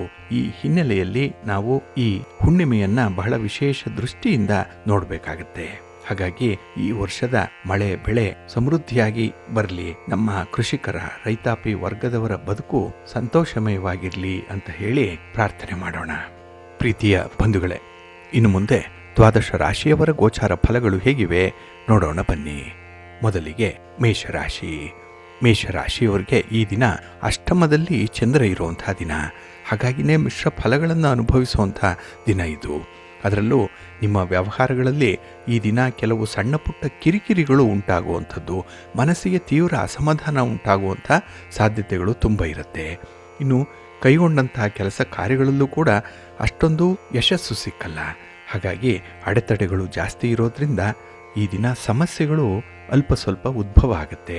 ಹಾಗಾಗಿ ತುಂಬ ಸಂಯಮದಿಂದಲೇ ಈ ದಿನ ವರ್ತಿಸಬೇಕಾಗುತ್ತೆ. ಹಾಗೆ ಗ್ರಹಗತಿಗಳು ಕೂಡ ನಿಮಗೆ ಅಷ್ಟಕ್ಕಷ್ಟೇ ಇರೋದ್ರಿಂದ ಈ ಸಣ್ಣ ಪುಟ್ಟ ವಿಚಾರಗಳ ಕಡೆ ಹೆಚ್ಚು ಗಮನವನ್ನು ಕೊಡಬೇಡಿ. ಏಕೆಂದರೆ ಅವು ಕ್ಷುಲ್ಲಕ ವಿಚಾರಗಳು, ಅದರಿಂದ ಏನೂ ಲಾಭ ಇಲ್ಲ. ಹಾಗಾಗಿನೇ ಈ ದಿನ ದೊಡ್ಡ ದೊಡ್ಡ ಸಮಸ್ಯೆಗಳ ಬಗ್ಗೆ ಆಗಲಿ, ದೊಡ್ಡ ದೊಡ್ಡ ಗುರಿಗಳನ್ನು ತಲುಪುವ ಬಗ್ಗೆ ಆಗಲಿ ನಿಮ್ಮ ಮನಸ್ಸಿರಬೇಕು. ಇನ್ನು ಈ ದಿನದಲ್ಲಿ ಈ ಸಣ್ಣ ಪುಟ್ಟ ವಿಚಾರಗಳಲ್ಲಿ ತೀರ್ಮಾನದ ಹಂತಕ್ಕೆ ಬರುವಂತಹ ಸಂದರ್ಭ ಏನಾದರೂ ಇದ್ದರೆ ಅದರಲ್ಲಿ ಮಧ್ಯಸ್ಥಿಕೆಯ ಮೂಲಕ ಒಂದು ಒಪ್ಪಂದಕ್ಕೆ ಬರುವಂಥದ್ದು ಬಹಳ ಉತ್ತಮ. ಒಂದು ರಾಜಿ ಸೂತ್ರವನ್ನು ಕಂಡುಕೊಳ್ಳುವಂಥದ್ದು ತುಂಬ ಸೂಕ್ತ. ಇನ್ನು ಈ ದಿನ ನಿಮ್ಮ ಮನಃಶಾಂತಿಗೆ, ಮಾನಸಿಕ ನೆಮ್ಮದಿಗೆ ಪ್ರಾಮುಖ್ಯತೆಯನ್ನು ಕೊಡಬೇಕು, ಅದನ್ನು ಪ್ರಿಯಾರಿಟಿ ಮಾಡಿಕೊಳ್ಬೇಕು. ಹಾಗಾಗಿ ನೆಮ್ಮದಿಯಿಂದ ಇರಲಿಕ್ಕೆ ಏನೇನು ಸಾಧ್ಯವೋ ಅದನ್ನಷ್ಟೇ ಮಾಡಲಿಕ್ಕೆ ಈ ದಿನ ನೀವು ಪ್ರಯತ್ನ ಮಾಡಿ, ಒಳ್ಳೆಯದಾಗತ್ತೆ. ನಿಮ್ಮ ಮನೆ ದೇವರನ್ನು ಸ್ಮರಣೆ ಮಾಡ್ತಾ ಇರಿ. ಹಾಗೆ ಭಕ್ತಿಯಿಂದ ಈ ದಿನ ಸುಬ್ರಹ್ಮಣ್ಯ ಸ್ತೋತ್ರವನ್ನು ಹೇಳ್ಕೊಳ್ಳಿ, ಸುಬ್ರಹ್ಮಣ್ಯ ಸಹಸ್ರನಾಮ ಹೇಳ್ಕೊಳ್ಳಿ, ಸ್ವಾಮಿಯ ದರ್ಶನ ಮಾಡಿ, ಒಳ್ಳೆಯದಾಗತ್ತೆ. ನಿಮ್ಮ ಅದೃಷ್ಟದ ಬಣ್ಣ ಕೆಂಪು, ಅದೃಷ್ಟದ ದಿಕ್ಕು ಈಶಾನ್ಯ ದಿಕ್ಕು, ಅದೃಷ್ಟ ಸಂಖ್ಯೆ 3. ವೃಷಭ ರಾಶಿ. ವೃಷಭ ರಾಶಿಯವರಿಗೆ ಈ ದಿನ ಕಳತ್ರ ಸ್ಥಾನದಲ್ಲಿ ಚಂದ್ರ ಇರುವಂಥ ದಿನ. 7ನೇ ಮನೆ ಅಂತ ಹೇಳಿದ್ರೆ ಮನಸ್ಸಿಗೆ ಒಂದು ಸಮಾಧಾನ ಇರುತ್ತೆ. ನಿಮ್ಮ ವ್ಯಾಪಾರ ವ್ಯವಹಾರಗಳಲ್ಲಿ ಹೊಸ ಲಾಭಾಂಶವನ್ನು ಪಡ್ಕೊಳ್ಳುವಂಥ ಅವಕಾಶಗಳು ಕೂಡ ಇದೆ. ಹಾಗೆ ನಿರಂತರವಾಗಿ ಈ ದಿನ ನಿಮ್ಮ ಕೆಲಸ ಕಾರ್ಯಗಳು ನಡೆಯುವಂಥದ್ದು, ಅಡೆತಡೆಗಳು ಕಡಿಮೆ ಬಂದರೂ ಕೂಡ ಅದನ್ನು ನಿವಾರಿಸುವಂಥ ಒಂದು ಆತ್ಮವಿಶ್ವಾಸ ಇದೆ, ಧೈರ್ಯ ಇರುತ್ತೆ. ಹಾಗೆ ಈ ದಿನ ನಿಮ್ಮ ಪ್ರಭಾವ ಎಷ್ಟಿದೆ, ನಿಮ್ಮ ಇನ್ಫ್ಲೂಯೆನ್ಸ್ ಎಷ್ಟಿದೆ ಅನ್ನೋಂಥದ್ದನ್ನು ತೋರಿಸಲಿಕ್ಕೆ ಒಂದು ಅವಕಾಶ ಸಿಕ್ಕುವಂಥದ್ದು, ಅದರಲ್ಲಿ ತುಂಬ ಸಫಲರಾಗುವಂಥದ್ದು ಕೂಡ ಇದೆ. ಇನ್ನು ನಿಮ್ಮ ಕಾರ್ಯಕ್ಷೇತ್ರದಲ್ಲಿ ಏನಾದರೂ ಸಣ್ಣ ಪುಟ್ಟ ಸಮಸ್ಯೆಗಳು ಉದ್ಭವ ಆದರೆ ಅದರಲ್ಲಿ ನೀವು ಹಿರಿಯರ ಸಲಹೆಯನ್ನು ಪಡ್ಕೊಳ್ಳುವಂಥದ್ದು, ಅನುಭವಸ್ಥ ಮಾರ್ಗದರ್ಶನದಲ್ಲಿ ಮುಂದುವರಿಯುವಂಥದ್ದನ್ನು ಮಾಡಿ ಒಳ್ಳೆಯ ಫಲ ನಿಮಗೆ ಸಿಕ್ಕತ್ತೆ. ಇನ್ನು ಈ ದಿನ ಗೆಳೆತನದ ವಿಚಾರದಲ್ಲಿ ಅಥವಾ ಈ ಪಾರ್ಟ್ನರ್ಶಿಪ್ಪಲ್ಲಿ ಏನಾದರೂ ವ್ಯವಹಾರಗಳನ್ನು ಮಾಡುವಂಥ ವಿಚಾರದಲ್ಲಿ ಬಂದಂಥ ಸಮಸ್ಯೆಗಳನ್ನು ಚರ್ಚೆಯ ಮೂಲಕ ನೀವು ಬಗೆಹರಿಸ್ಕೊಳ್ಬೇಕು. ಹಾಗಾಗಿ ಮಾತು ನಿಮಗೆ ಪ್ರಮುಖ ಅಸ್ತ್ರವಾಗಿ ಈ ದಿನ ಇರುತ್ತೆ. ಹಾಗೆ ಈ ದಿನ ರಾಜಕೀಯ ಕ್ಷೇತ್ರದಿಂದ ಆದಷ್ಟು ದೂರ ಇರುವಂಥದ್ದು ಉತ್ತಮ. ಇನ್ನು ಹೊಸ ಹೊಸ ವಿಚಾರಗಳನ್ನು ತಿಳ್ಕೊಳ್ಳುವಂಥ ಒಂದು ಕುತೂಹಲ ಚೆನ್ನಾಗಿದೆ, ತುಂಬ ಕ್ಯೂರಿಯಾಸಿಟಿ ಇದೆ. ಹಾಗಾಗಿ ಈ ದಿನ ನಿಮ್ಮ ಜ್ಞಾನಾರ್ಜನೆ ಏನಿದೆ, ನಿಮ್ಮ ಒಂದು ತಿಳುವಳಿಕೆಯನ್ನು ಮಟ್ಟವನ್ನು ಹೆಚ್ಚಿಸಿಕೊಳ್ಳುವಂಥ ಪ್ರಯತ್ನ ತುಂಬ ಯಶಸ್ವಿಯಾಗತ್ತೆ. ವಿದ್ಯಾರ್ಥಿಗಳಿಗೆ ಈ ದಿನ ತುಂಬ ಅನುಕೂಲಕರವಾಗಿರುವಂಥದ್ದು. ಇನ್ನು ಉದ್ಯೋಗದ ಬಗ್ಗೆ ಶುಭ ಸುದ್ದಿ ಸಿಕ್ಕುವಂಥದ್ದು ಇದೆ. ಹಾಗೆ ಈಗಾಗಲೇ ಉದ್ಯೋಗಸ್ಥರಾಗಿದ್ದರೆ ನಿಮ್ಮ ಮೇಲಧಿಕಾರಿಗಳಿಂದ ನಿಮ್ಮ ಕೆಲಸ ಕಾರ್ಯಗಳ ಬಗ್ಗೆ ಉತ್ತಮವಾದಂಥ ಒಂದು ಮಾತು, ಶ್ಲಾಘನೆ ನಿಮಗೆ ಸಿಕ್ಕತ್ತೆ. ಇದೇ ನಿಮಗೆ ಒಂದು ಪ್ರೇರೇಪಣೆ, ಇದೇ ಮೋಟಿವೇಶನ್ ಇದು. ಇನ್ನು ಹಣಕಾಸಿನ ವಿಚಾರದಲ್ಲಿ ಬಹಳ ಕಟ್ಟುನಿಟ್ಟಾದ ತೀರ್ಮಾನವನ್ನು ಕೈಗೊಳ್ಳುವಂಥದ್ದು ಈ ದಿನ ಇರುತ್ತೆ. ಒಟ್ಟಾರೆ ನಾಳಿನ ದೃಷ್ಟಿಯಲ್ಲಿ, ಭವಿಷ್ಯದ ದೃಷ್ಟಿಯಲ್ಲಿ ಈ ದಿನ ತೆಗೆದುಕೊಳ್ಳುವಂಥ ತೀರ್ಮಾನಗಳು ಫಲಪ್ರದವಾಗುತ್ತೆ. ನಿಮ್ಮ ಮನೆ ದೇವರನ್ನು ಸ್ಮರಣೆ ಮಾಡ್ತಾ ಇರಿ. ಹಾಗೆ ಭಕ್ತಿಯಿಂದ ದುರ್ಗಾ ಸ್ತುತಿಯನ್ನು ಮಾಡಿ ಅಮ್ಮನವರ ದರ್ಶನ ಮಾಡಿಕೊಳ್ಳಿ. ಈ ದಿನ ಶಿವನ ಪರಿವಾರ ದೇವತೆಗಳನ್ನು ಪ್ರಾರ್ಥನೆ ಮಾಡ್ತಾ ಇರಿ, ಒಳ್ಳೆಯದಾಗತ್ತೆ. ನಿಮ್ಮ ಅದೃಷ್ಟದ ಬಣ್ಣ ಕೆಂಪು, ಅದೃಷ್ಟದ ದಿಕ್ಕು ಪೂರ್ವ ದಿಕ್ಕು, ಅದೃಷ್ಟ ಸಂಖ್ಯೆ 1. ಮಿಥುನ ರಾಶಿ. ಮಿಥುನ ರಾಶಿಯವರಿಗೆ ಈ ದಿನ ಷಷ್ಠದಲ್ಲಿ ಚಂದ್ರ ಇದ್ದಾನೆ, 6ರಲ್ಲಿ ಚಂದ್ರ. ಗ್ರಹ ಸ್ಥಿತಿಗಳು ಉತ್ತಮ ಸ್ಥಾನದಲ್ಲಿದೆ. ಹಾಗಾಗಿನೇ ಹಿಡಿದ ಕೆಲಸ ಕಾರ್ಯಗಳನ್ನು ಬಹಳ ಯಶಸ್ವಿಯಾಗಿ ಪೂರ್ಣಗೊಳಿಸ್ತೀರಿ. ಹಾಗೆ ಈ ದಿನ ಬರುವಂಥ ಫಲಿತಾಂಶಗಳು ಕೂಡ ಪೂರ್ಣ ಪ್ರಮಾಣದಲ್ಲೇ ಇರುತ್ತೆ. ಅರ್ಧಂಬರ್ಧ ಯಾವುದೂ ಇಲ್ಲ, ಇದ್ದರೆ ಅದು ನಿಮ್ಮ ಮನಸ್ಸಿಗೆ ಸಂತೋಷ ಕೊಡುವಷ್ಟು ಮಟ್ಟಿಗೆ ಈ ಪ್ರತಿಫಲ ಅನ್ನುವಂಥದ್ದು ಸಿಕ್ಕತ್ತೆ. ಹಾಗೆ ಹಣಕಾಸಿನ ತೊಂದರೆಗಳು ಈ ದಿನ ಅಲ್ಪ ಸ್ವಲ್ಪ ಇರಬಹುದು, ಅದನ್ನು ಕೂಡ ನಿವಾರಣೆ ಮಾಡುವಂಥ ಒಂದು ಜಾಣತನ ನಿಮ್ಮಲ್ಲಿದೆ. ಇನ್ನು ಈ ದಿನದಲ್ಲಿ ಸ್ವಂತ ಸಂಬಂಧಿಗಳ ಮಧ್ಯದಲ್ಲಿ ಈ ಸಣ್ಣ ಪುಟ್ಟ ವಿಚಾರಗಳಿಗೆ ಎಲ್ಲೋ ಒಂದು ಕಡೆ ಭಿನ್ನಾಭಿಪ್ರಾಯ ಬರುವಂಥ ಸಾಧ್ಯತೆ ಕಡೆ ಇರುತ್ತೆ. ಹಾಗಾಗಿ ಅಂಥ ವಿಚಾರಗಳು ಬಂದಾಗ ಆದಷ್ಟು ನೀವು ಮೌನವಾಗಿರುವಂಥದ್ದು ಉತ್ತಮ. ಇನ್ನು ಯಾವುದೇ ಹೊಸ ಉದ್ಯಮವನ್ನು ಆರಂಭ ಮಾಡಬೇಕು, ಅದರಲ್ಲಿ ಒಂದು ರೀತಿಯಲ್ಲಿ ವಿಸ್ತರಣೆ ಆಗಬೇಕು ಅನ್ನುವಂಥ ಕನಸನ್ನು ಕಾಣ್ತಾ ಇರುವಂಥವ್ರು, ಅಂಥ ಪ್ರಯತ್ನದಲ್ಲಿ, ಅಂಥ ಪೂರ್ವ ಸಿದ್ಧತೆಯಲ್ಲಿ ಇರುವಂಥವ್ರಿಗೆ ಈ ದಿನ ಒಂದು ಹೊಸ ತಿರುವು ಕಾಣುವಂಥ ದಿನ. ಹಾಗಾಗಿ ನಿಮ್ಮ ಪ್ರಯತ್ನಗಳಿಗೆ ಒಳ್ಳೆಯ ಫಲ ಸಿಕ್ಕುವಂಥ ಸಂದರ್ಭ ಇದೆ. ಇನ್ನು ಸಮಾಜದಲ್ಲಿ ಪ್ರಮುಖ ವ್ಯಕ್ತಿಗಳನ್ನು ಭೇಟಿ ಮಾಡುವಂಥದ್ದು, ಅವರ ಒಂದು ಸಲಹೆಯನ್ನು, ಮಾರ್ಗದರ್ಶನವನ್ನು, ಸಹಕಾರವನ್ನು ಪಡ್ಕೊಳ್ಳುವಂಥ ಸಂದರ್ಭ ಕೂಡ ಇದೆ. ಒಟ್ಟಾರೆ ಈ ದಿನ ನಿಮ್ಮ ಕೆಲಸ ಕಾರ್ಯಗಳು, ನಿಮ್ಮ ಒಂದು ಅಜೆಂಡಾ ಏನಿದೆ, ಗುರಿಯನ್ನು ತಲುಪುವಂಥ ಪ್ರಯತ್ನ, ಅದರಲ್ಲಿ ಬಹಳ ತೀವ್ರತರವಾಗಿ ಶ್ರಮಿಸ್ತೀರಿ. ಶ್ರಮ ಜಾಸ್ತಿ ಇದೆ, ಅದಕ್ಕೆ ಮೀರಿದಂತಹ ಫಲಗಳು ಕೂಡ ನಿಮಗೆ ಸಿಕ್ಕತ್ತೆ. ಹಾಗೆ ಕುಟುಂಬ ಸದಸ್ಯರ ಜೊತೆಯಲ್ಲಿ ಮನರಂಜನಾ ಕಾರ್ಯಕ್ರಮದಲ್ಲಿ ಭಾಗವಹಿಸುವಂಥದ್ದು ಕೂಡ ಇದೆ. ಇನ್ನು ನಿಮ್ಮ ನೆಚ್ಚಿನ ಪ್ರೀತಿ ಪಾತ್ರರ ಸ್ನೇಹಿತರ ಜೊತೆಯಲ್ಲಿ ಈ ದಿನ ಹೆಚ್ಚು ಸಮಯವನ್ನು ಕಳೀತೀರಿ. ನಿಮ್ಮ ಕಷ್ಟ ಸುಖಗಳನ್ನು ವಿಚಾರ ವಿನಿಮಯ ಮಾಡಿಕೊಳ್ಳುವಂಥ ಸಂದರ್ಭಗಳು ಕೂಡ ಇದೆ. ಹಾಗೆ ಈ ದಿನ ನಿಮಗೆ ಹೊಸ ಪ್ರೋತ್ಸಾಹಗಳು ಸಿಕ್ಕುವಂಥದ್ದು, ಅಪೇಕ್ಷಿತ ಫಲಿತಾಂಶಗಳು ನಿಮಗೆ ಸಿಕ್ಕತ್ತೆ. ಯಶಸ್ವಿ ದಿನ ನಿಮಗೆ. ನಿಮ್ಮ ಇಷ್ಟ ದೇವರನ್ನು ಆರಾಧನೆ ಮಾಡ್ತಾ ಇರಿ. ಗಣಪತಿಯನ್ನು ಈ ದಿನ ಪ್ರಾರ್ಥನೆ ಮಾಡಿಕೊಳ್ಳಿ, ಗಣಪತಿಯ ಸ್ತೋತ್ರವನ್ನು ಹೇಳ್ಕೊಳ್ಳಿ, ಒಳ್ಳೆಯದಾಗತ್ತೆ. ನಿಮ್ಮ ಅದೃಷ್ಟದ ಬಣ್ಣ ಗುಲಾಬಿ, ಅದೃಷ್ಟದ ದಿಕ್ಕು ಈಶಾನ್ಯ ದಿಕ್ಕು, ಅದೃಷ್ಟ ಸಂಖ್ಯೆ 1. ಕರ್ಕಾಟಕ ರಾಶಿ. ಕರ್ಕಾಟಕ ರಾಶಿಯವರಿಗೆ ಈ ದಿನ ಪಂಚಮದಲ್ಲಿ ಚಂದ್ರ ಇರುವಂಥ ದಿನ. ಹಾಗಾಗಿನೇ ಮಿಶ್ರ ಫಲಗಳನ್ನು ಕಾಣುವಂಥ ಸಂದರ್ಭ ಇದು. ಇನ್ನು ಹಠಾತ್ತಾಗಿ ಪ್ರಯಾಣವನ್ನು ಮಾಡಬೇಕಾದಂಥ ಅನಿವಾರ್ಯತೆ ಇದೆ. ಪ್ರಯಾಣದ ಪೂರ್ವ ಸಿದ್ಧತೆ ಏನೇನೋ ಸಾಲದು. ಹಾಗಾಗಿನೇ ಈ ಪ್ರಯಾಣ ನಿಮಗೆ ಅಷ್ಟೊಂದು ಸೌಖ್ಯವನ್ನು ತರಲ್ಲ, ಸ್ವಲ್ಪ ಅನಾನುಕೂಲತೆಗಳೇ ಇರುವಂಥದ್ದು. ಇನ್ನು ಈ ದಿನದ ವ್ಯವಹಾರಗಳು ಸ್ವಲ್ಪ ನಿಧಾನವಾಗಿ ಸಾಗುತ್ತೆ. ಹಾಗಾಗಿ ತಾಳ್ಮೆ ಕಳ್ಕೊಳ್ಬೇಡಿ. ವ್ಯಾಪಾರ ವ್ಯವಹಾರಸ್ಥರು ಈ ದಿನ ಸ್ವಲ್ಪ ಸಂಯಮದಿಂದಲೇ ಇರಬೇಕು, ಹೊಂದಾಣಿಕೆಯನ್ನು ಮಾಡ್ಕೊಳ್ತಾ ಇರಬೇಕು. ಇನ್ನು ಯಾವುದೇ ಒಂದು ಪ್ರೀತಿ ಪ್ರೇಮದ ಪ್ರಕರಣದಲ್ಲಿ ಸ್ವಲ್ಪ ಅಡೆತಡೆಗಳು ಈ ದಿನ ಇರುತ್ತೆ. ಎಲ್ಲೋ ಒಂದು ಕಡೆ ಅಹಂ ಅನ್ನುವಂಥದ್ದು ಮಧ್ಯ ನುಸುಳುವಂಥದ್ದು. ಹಾಗಾಗಿನೇ ಈ ದಿನ ನಾನು ಯಾಕೆ ಸೋಲಬೇಕು ಅನ್ನುವಂಥ ಒಂದು ಹಠದ ಧೋರಣೆ ನಿಮ್ಮ ಮನಸ್ಸಿಗೆ ಬರುತ್ತೆ. ಇದು ನಿಮ್ಮ ಸಂಬಂಧಗಳಲ್ಲಿ ಸ್ವಲ್ಪ ಹುಳಿ ಹಿಂಡುವಂಥ ಒಂದು ಕೆಲಸ ಆಗಿಬಿಡುತ್ತೆ. ಜಾಗ್ರತೆ. ಇನ್ನು ಉದ್ಯೋಗ ಸ್ಥಳದಲ್ಲಿರುವಂಥವ್ರಿಗೆ ಮೇಲಧಿಕಾರಿಗಳಿಂದ ಸ್ವಲ್ಪ ಒತ್ತಡಗಳು ಹೆಚ್ಚಾಗಿರುತ್ತೆ. ನಿಮ್ಮ ಬಗ್ಗೆ ತುಂಬ ನಿರೀಕ್ಷೆಯನ್ನು ಇಟ್ಕೊಳ್ತಾರೆ. ನಿಮ್ಮ ಕೆಲಸ ಕಾರ್ಯಗಳು ಇನ್ನೂ ಚುರುಕಾಗತ್ತೆ ಅಂತ ಹೇಳಿ ಅವರ ಭಾವನೆ. ಆದರೆ ಅವರ ನಿರೀಕ್ಷೆಗೆ ತಕ್ಕಂತೆ ನಿಮ್ಮ ಒಂದು ಪ್ರತಿಕ್ರಿಯೆ ಇರಲ್ಲ. ಇದರಿಂದ ಸ್ವಲ್ಪ ಅಸಮಾಧಾನ ಉಂಟಾಗುವಂಥದ್ದು, ಎಲ್ಲ ಒಂದು ಕಡೆ ಶೀತಲ ಯುದ್ಧ ನಡೆಯುವಂಥ ಸಾಧ್ಯತೆ ಜಾಸ್ತಿ ಇರುತ್ತೆ. ಹಾಗಾಗಿ ನಿಮ್ಮ ಒಂದು ಸಮಯಕ್ಕೆ ತಕ್ಕಂತೆ ನಿಮ್ಮ ಗುರಿಯನ್ನು, ನಿಮ್ಮ ಪರಿಹಾರಗಳನ್ನು ಬದಲು ಮಾಡಿಕೊಳ್ಬೇಕಾದಂಥ ಅನಿವಾರ್ಯತೆ ಇದೆ. ಹಾಗಾಗಿ ಸ್ವಲ್ಪ ಫ್ಲೆಕ್ಸಿಬಲ್ ಆಗಿರಿ, ಸ್ವಲ್ಪ ಹೊಂದಾಣಿಕೆ ಮಾಡ್ಕೊಳ್ತಾ ಇರಿ. ಆದರೆ ಈ ದಿನ ಹೊಗಳು ಭಟ್ಟರ ಮುಖಸ್ತುತಿಗೆ ಮರಳಾಗಬೇಡಿ. ಅವರನ್ನು ಆದಷ್ಟು ದೂರ ಇಟ್ಟರೆ ಮಾತ್ರ ನಿಮ್ಮ ಪ್ರಗತಿ ಸಾಧ್ಯವಾಗುತ್ತೆ. ಇನ್ನು ಈ ದಿನ ಸ್ವಲ್ಪ ಪ್ರಾಕ್ಟಿಕಲ್ ಆಗಿರಿ, ಒಳ್ಳೆಯ ಫಲ ನಿಮಗೆ ಸಿಕ್ಕತ್ತೆ. ನಿಮ್ಮ ಮನೆ ದೇವರನ್ನು ಸ್ಮರಣೆ ಮಾಡ್ತಾ ಇರಿ. ಹಾಗೆ ಭಕ್ತಿಯಿಂದ ಶ್ರೀ ಲಕ್ಷ್ಮೀ ಸಹಸ್ರನಾಮ ಮಂತ್ರವನ್ನು ಹೇಳ್ಕೊಳ್ಳಿ, ಲಕ್ಷ್ಮೀ ಸ್ತೋತ್ರವನ್ನು ಹೇಳ್ಕೊಳ್ಳಿ, ಮಹಾವಿಷ್ಣುವಿನ ದರ್ಶನ ಮಾಡಿ. ಈ ದಿನ ಒಳ್ಳೆಯದಾಗತ್ತೆ. ನಿಮ್ಮ ಅದೃಷ್ಟದ ಬಣ್ಣ ಬಿಳುಪು, ಅದೃಷ್ಟದ ದಿಕ್ಕು ಉತ್ತರ ದಿಕ್ಕು, ಅದೃಷ್ಟ ಸಂಖ್ಯೆ 2. ಸಿಂಹರಾಶಿ. ಸಿಂಹರಾಶಿಯವರಿಗೆ ಈ ದಿನ ಚತುರ್ಥದಲ್ಲಿ ಚಂದ್ರ ಇರುವಂಥ ದಿನ, 4ನೇ ಮನೆಯಲ್ಲಿ ಚಂದ್ರ. ಹಾಗಾಗಿನೇ ಈ ದಿನ ನಿಮಗೂ ಕೂಡ ಮಿಶ್ರ ಫಲಗಳ ಯೋಗ ಇರುತ್ತೆ. ಹಾಗೆ ಈ ದಿನ ನಿಮ್ಮ ಪ್ರಗತಿಯ ವೇಗ ಏನಿದೆ, ಆ ಕನ್ಸಿಸ್ಟೆನ್ಸಿ ಏನಿದೆ, ಅದನ್ನು ಉಳಿಸ್ಕೊಳ್ಬೇಕಾಗತ್ತೆ. ಒಂದು ದಿನ ಬಹಳ ವಿಶೇಷವಾಗಿ ಲವಲವಿಕೆಯಿಂದ ಇರ್ತೀರಿ, ಮತ್ತೊಂದು ದಿನ ನೀವು ಅಷ್ಟೇ ಆಲಸಿಗಳಾಗಿರ್ತೀರಿ, ಸೋಮಾರಿಯಾಗಿರ್ತೀರಿ. ಆ ರೀತಿ ಆಗದಂತೆ ಒಂದೇ ವೇಗದಲ್ಲಿ ನಿಮ್ಮ ಜೀವನ ನಡಿಬೇಕು. ಅದನ್ನು ಈ ದಿನ ಸ್ವಲ್ಪ ಸ್ಪೀಡಪ್ ಮಾಡುವಂಥದ್ದು ಉತ್ತಮ.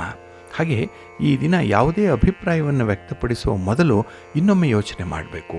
ಏಕೆಂದರೆ ನಿಮ್ಮ ಮಾತು ಈ ದಿನ ತುಂಬ ಹರಿತವಾಗಿರುತ್ತೆ, ಒರಟಾಗಿರುತ್ತೆ. ಹಾಗಾಗಿ ಅದನ್ನು ಕೇಳುವಂಥವ್ರಿಗೆ ಈ ದಿನ ಸ್ವಲ್ಪ ಕಸಿವಿಸಿ ಉಂಟಾಗುವಂಥದ್ದು, ನಿಮ್ಮ ಸ್ವಭಾವದಲ್ಲೇ ಏನೋ ವಿಚಿತ್ರವಾದ ಬದಲಾವಣೆ ಆಗಿದೆ ಅನ್ನುವಂಥ ಒಂದು ಗ್ರಹಿಕೆ ಅವರಿಗೆ ಬಂದುಬಿಡುತ್ತೆ. ಹಾಗಾಗಿನೇ ನಿಮ್ಮ ಮಾತಲ್ಲಿ ಈ ದಿನ ಸ್ವಲ್ಪ ನಿಯಂತ್ರಣ ಇಟ್ಕೊಳ್ಳಿ. ಇನ್ನು ಈ ದಿನ ಖರ್ಚು ವೆಚ್ಚಗಳ ಬಾಬ್ತಿನ ಬಗ್ಗೆ ನೋಡೋದಾದರೆ ಈ ದಿನ ಸ್ವಲ್ಪ ನಷ್ಟ ಜಾಸ್ತಿ ಆಗುತ್ತೆ. ಅದರಲ್ಲೂ ಯಾವುದೇ ವಸ್ತುಗಳನ್ನು ಖರೀದಿ ಮಾಡಲಿಕ್ಕೆ ಹೋದರೂ ಕೂಡ ಅದರಲ್ಲಿ ಮೋಸ ಆಗುವಂಥ ಸಾಧ್ಯತೆ ಇರುತ್ತೆ.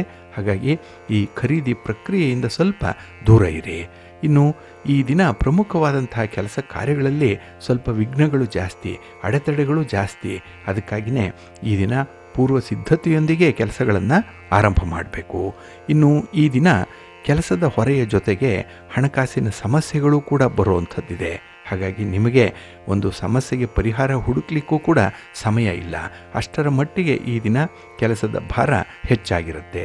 ಇನ್ನು ಈ ದಿನ ಅತಿಯಾದ ಆತ್ಮವಿಶ್ವಾಸ ಕೂಡ ಅಪಾಯಕ್ಕೆ ಕಾರಣವಾಗಿಬಿಡುತ್ತೆ. ಹಾಗಾಗಿ ಎಷ್ಟು ಬೇಕೋ ಅಷ್ಟೇ ಇಟ್ಕೊಳ್ಬೇಕಾಗತ್ತೆ. ಹಾಗಾಗಿ ಯಾವುದೂ ಕೂಡ ಹೆಚ್ಚಾಗಬಾರ್ದು. ಒಂದು ಚೌಕಟ್ಟಿನೊಳಗೆ ಪ್ರತಿಯೊಂದು ವಿಚಾರಗಳು ಕೂಡ ಇರಬೇಕು. ಇದನ್ನು ಗಮನದಲ್ಲಿಟ್ಕೊಳ್ಳಿ. ನಿಮ್ಮ ಮನೆಯ ದೇವರನ್ನು ಸ್ಮರಣೆ ಮಾಡ್ತಾ ಇರಿ. ಶಿವ ಪಾರ್ವತಿಯರ ದರ್ಶನ ಮಾಡ್ಕೊಳ್ಳಿ. ಮಹಾಲಕ್ಷ್ಮಿಯನ್ನು, ಮಹಾವಿಷ್ಣುವನ್ನು ಈ ದಿನ ಆರಾಧನೆ ಮಾಡಿ. ಒಳ್ಳೆಯದಾಗತ್ತೆ. ನಿಮ್ಮ ಅದೃಷ್ಟದ ಬಣ್ಣ ಕೆಂಪು, ಅದೃಷ್ಟದ ದಿಕ್ಕು ಪೂರ್ವ ದಿಕ್ಕು, ಅದೃಷ್ಟ ಸಂಖ್ಯೆ 3. ಕನ್ಯಾ ರಾಶಿ. ಕನ್ಯಾ ರಾಶಿಯವರಿಗೆ ಈ ದಿನ ತೃತೀಯದಲ್ಲಿ ಚಂದ್ರ ಇದ್ದಾನೆ. 3ನೇ ಮನೆಯಲ್ಲಿ ಚಂದ್ರ ಅಂದರೆ ತುಂಬ ಸಂತೋಷ ಇರುತ್ತೆ, ಲವಲವಿಕೆ ಇರುತ್ತೆ, ತುಂಬ ಚಟುವಟಿಕೆಯಿಂದ ಇರ್ತೀರಿ, ತುಂಬ ಆ್ಯಕ್ಟಿವ್ ಆಗಿರ್ತೀರಿ ಈ ದಿನದಲ್ಲಿ. ಹಾಗೆ ಈ ದಿನ ಮೊದಲ ಭಾಗ ಏನಿದೆ ಅದು ತುಂಬ ಸಂತೋಷವನ್ನು ತರುವಂಥದ್ದು. ಬಂಧು ಮಿತ್ರರ ಭೇಟಿ ಇಲ್ಲಾಗುತ್ತೆ. ಹಾಗೆ ನಿಮ್ಮ ಸೌಕರ್ಯ, ನಿಮ್ಮ ಒಂದು ಸೌಲಭ್ಯ ಇದು ವಿಸ್ತರಣೆ ಆಗುವಂಥದ್ದು ಈ ಸಂದರ್ಭದಲ್ಲಿ. ಇನ್ನು ಈ ದಿನ ಯಾವುದೇ ಒಂದು ಪ್ರಯತ್ನಕ್ಕೂ ಕೂಡ ಒಳ್ಳೆಯ ಪ್ರತಿಫಲ ಅನ್ನುವಂಥದ್ದು ಸಿಕ್ಕತ್ತೆ. ಹಾಗಾಗಿ ಮನಸ್ಸಿಗೆ ಒಂದು ಸಮಾಧಾನ.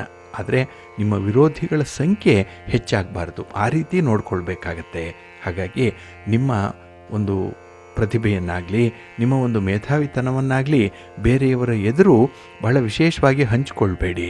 ಏಕೆಂದರೆ ಅವರಲ್ಲಿರುವಂಥದ್ದು ನಿಮ್ಮಲ್ಲಿದೆಯಲ್ಲ ಅನ್ನುವಂಥ ಹೊಟ್ಟೆ ಉರಿ ಅವರಿಗೆ ಬಂದಾಗ ನಿಮ್ಮ ಪ್ರಗತಿ ಕುಂಠಿತವಾಗುತ್ತೆ. ನಿಮ್ಮ ಮೇಲೆ ಈ ದಿನ ಸ್ವಲ್ಪ ವಿಶೇಷವಾಗಿ ಸಾಧನೆ ಮಾಡುವಂಥವರು ಕೂಡ ಇದ್ದಾರೆ. ಹಾಗಾಗಿ ಸ್ವಲ್ಪ ಜಾಗ್ರತೆ. ಇನ್ನು ಈ ದಿನದಲ್ಲಿ ಈ ಕುಟುಂಬಸ್ಥರ ಆರೋಗ್ಯದ ಸಮಸ್ಯೆ ನಿಮ್ಮನ್ನು ಬಹುವಾಗಿ ಪೀಡಿಸುತ್ತೆ. ಅದಕ್ಕಾಗಿ ಆರೋಗ್ಯಕ್ಕಾಗಿ ಈ ದಿನ ಸ್ವಲ್ಪ ಖರ್ಚು ವೆಚ್ಚಗಳು ಆಗುವಂಥದ್ದು, ಓಡಾಟ ಇರುತ್ತೆ. ಹಾಗೆ ವೈದ್ಯರನ್ನು ಭೇಟಿ ಮಾಡುವಂಥದ್ದು, ಔಷಧೋಪಚಾರ, ಶುಶ್ರೂಷೆ ಇತ್ಯಾದಿ ವಿಚಾರಗಳಲ್ಲಿ ಈ ದಿನ ಸ್ವಲ್ಪ ಸಮಯವನ್ನು ನೀವು ಕಳಿಬೇಕಾಗತ್ತೆ. ಹಾಗೆ ಈ ದಿನ ಹೊಸ ಹೊಸ ಅವಕಾಶಗಳೇನೋ ಸಿಕ್ಕತ್ತೆ. ಅದರಲ್ಲೂ ವಿದ್ಯಾರ್ಥಿಗಳಿಗೆ ಶೈಕ್ಷಣಿಕ ಅವಕಾಶಗಳು ಸಿಕ್ಕತ್ತೆ. ಅದನ್ನು ನೀವು ಸಮರ್ಥವಾಗಿ ಬಳಸ್ಕೊಳ್ತೀರಿ. ಇದು ನಿಮಗೆ ಪ್ಲಸ್ ಪಾಯಿಂಟ್ ಆಗಿರುವಂಥದ್ದು. ಇನ್ನು ತೃಪ್ತಿಕರವಾದಂತಹ ಕೆಲಸಗಳು ನಿಮಗೆ ಒದಗಿ ಬರುತ್ತೆ. ಆದಾಯ ಕೂಡ ಚೆನ್ನಾಗಿದೆ.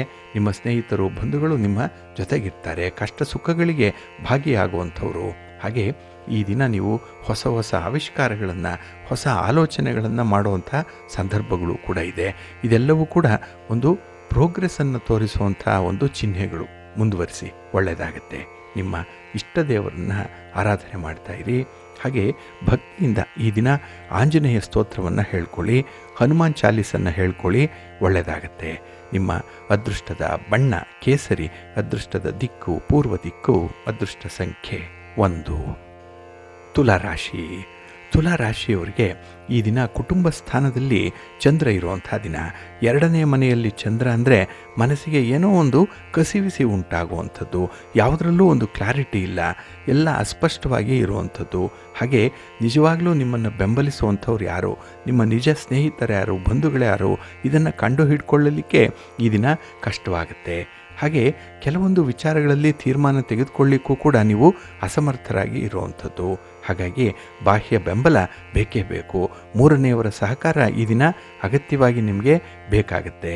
ಹಾಗಾಗಿನೇ ಈ ದಿನ ಸಮಾಜದಲ್ಲಿರುವಂಥ ಗಣ್ಯರನ್ನಾಗಲಿ ಹಾಗೆ ಸರ್ಕಾರದ ಮಟ್ಟದ ಅಧಿಕಾರಿಗಳನ್ನಾಗಲಿ ಕೆಲವು ಸಹಾಯಗಳನ್ನು ಕೇಳುವಂಥ ಸಾಧ್ಯತೆಗಳು ಇರುತ್ತೆ. ಇನ್ನು ಈ ದಿನ ನಿಮ್ಮ ವ್ಯವಹಾರ, ನಿಮ್ಮ ಪ್ರಯತ್ನ ಏನಿದೆ ಅದರಲ್ಲಿ ನೀವು ಮಿಶ್ರ ಫಲಗಳನ್ನು ಕಾಣುವಂಥದ್ದು. ಅದರಲ್ಲೂ ನಿಮ್ಮ ಮಾತಿನಿಂದ ನಿಮಗೆ ಎಡವಟ್ಟಾಗುತ್ತೆ. ಅಲ್ಲಿ ಆಗಬೇಕಾಗಿರುವಂಥ ಕೆಲಸ ಕಾರ್ಯಗಳು ಕೂಡ ಬೇರೆ ದಿಕ್ಕನ್ನು ಹಿಡಿಯುವಂಥ ಸಾಧ್ಯತೆ ಇರುತ್ತೆ. ಹಾಗಾಗಿ ನೀವು ನಿರೀಕ್ಷೆ ಮಾಡಿದಂತಹ ಫಲಿತಾಂಶಗಳು ನಿಮಗೆ ಸಿಕ್ಕಲ್ಲ. ಬರುವಂತಹ ಫಲಿತಾಂಶಗಳನ್ನೇ ಹೊಂದಾಣಿಕೆ ಮಾಡಿಕೊಂಡು ಅನುಭವಿಸಬೇಕಾಗತ್ತೆ. ಪಾಲಿಗೆ ಬಂದದ್ದೇ ಪಂಚಾಮೃತ ಅಂತ ಹೇಳಿ ನೀವು ಸ್ವೀಕರಿಸಬೇಕಾಗತ್ತೆ. ಇನ್ನು ಈ ದಿನದಲ್ಲಿ ವ್ಯವಹಾರಗಳನ್ನು ಮಾಡುವಂಥ ಸಂದರ್ಭದಲ್ಲಿ ಅತಿ ಬುದ್ಧಿವಂತಿಕೆಯನ್ನು ಉಪಯೋಗಿಸಬೇಡಿ. ನಾರ್ಮಲ್ಲಾಗಿ ಇರಿ ಸಾಕು. ಹಾಗಾಗಿ ಯಾವುದೋ ಒಂದು ಕಲ್ಪನೆಯನ್ನು ಮಾಡಿಕೊಳ್ಳುವಂಥದ್ದು, ಊಹೆಯನ್ನು ಮಾಡಿಕೊಳ್ಳುವಂಥದ್ದು, ನಾಳೆಯ ಜೀವನದ ಬಗ್ಗೆ ಅಭದ್ರತೆ ಕಾಡುವಂಥದ್ದು, ಏನೋ ಒಂದು ಹೆದರಿಕೆ, ಇನ್ಸೆಕ್ಯೂರಿಟಿ ಬರುವಂಥ ಸಾಧ್ಯತೆಗಳಿರುತ್ತೆ. ಹಾಗಾಗಿ ಭಗವಂತನ ಮೇಲೆ ಭಾರ ಹಾಕಿ ನಿಮ್ಮ ಕೆಲಸ ಕಾರ್ಯಗಳನ್ನು ಮುಂದುವರಿಸಿ. ಪರಿಸ್ಥಿತಿಗಳು ನಿಮಗೆ ಅನುಕೂಲಕರವಾಗಿ ಪರಿಣಮಿಸುತ್ತೆ. ಆದರೆ ಸ್ವಲ್ಪ ತಾಳ್ಮೆಯಿಂದ ಕಾಯಬೇಕು. ನಿಮ್ಮ ಮನೆ ದೇವರನ್ನು ಸ್ಮರಣೆ ಮಾಡ್ತಾಯಿರಿ. ಹಾಗೆ ಭಕ್ತಿಯಿಂದ ಈ ದಿನ ನೀವು ವಿಷ್ಣು ಸ್ತೋತ್ರವನ್ನು ಹೇಳ್ಕೊಳ್ಳಿ, ವಿಷ್ಣು ಸಹಸ್ರನಾಮವನ್ನು ಹೇಳ್ಕೊಳ್ಳಿ, ಒಳ್ಳೆಯದಾಗತ್ತೆ. ನಿಮ್ಮ ಅದೃಷ್ಟದ ಬಣ್ಣ ಬಿಳುಪು, ಅದೃಷ್ಟದ ದಿಕ್ಕು ಈಶಾನ್ಯ ದಿಕ್ಕು, ಅದೃಷ್ಟ ಸಂಖ್ಯೆ 3. ವೃಶ್ಚಿಕ ರಾಶಿ. ವೃಶ್ಚಿಕ ರಾಶಿಯವರಿಗೆ ಈ ದಿನ ಚಂದ್ರ ನಿಮ್ಮ ರಾಶಿಯಲ್ಲೇ ಸ್ಥಿತನಾಗಿರುವಂಥವನು. ಹಾಗಾಗಿನೇ ಈ ಮನಸ್ಸಿಗೆ ಒಂದು ರೀತಿಯಲ್ಲಿ ಬೆಳಕಿದೆ, ಏನು ಮಾಡಬೇಕು ಅನ್ನುವಂಥ ಒಂದು ಸ್ಪಷ್ಟತೆ ಇದೆ, ಅನುಕೂಲತೆ ಇದೆ, ಸಂತೋಷ ಕೂಡ ಇದೆ.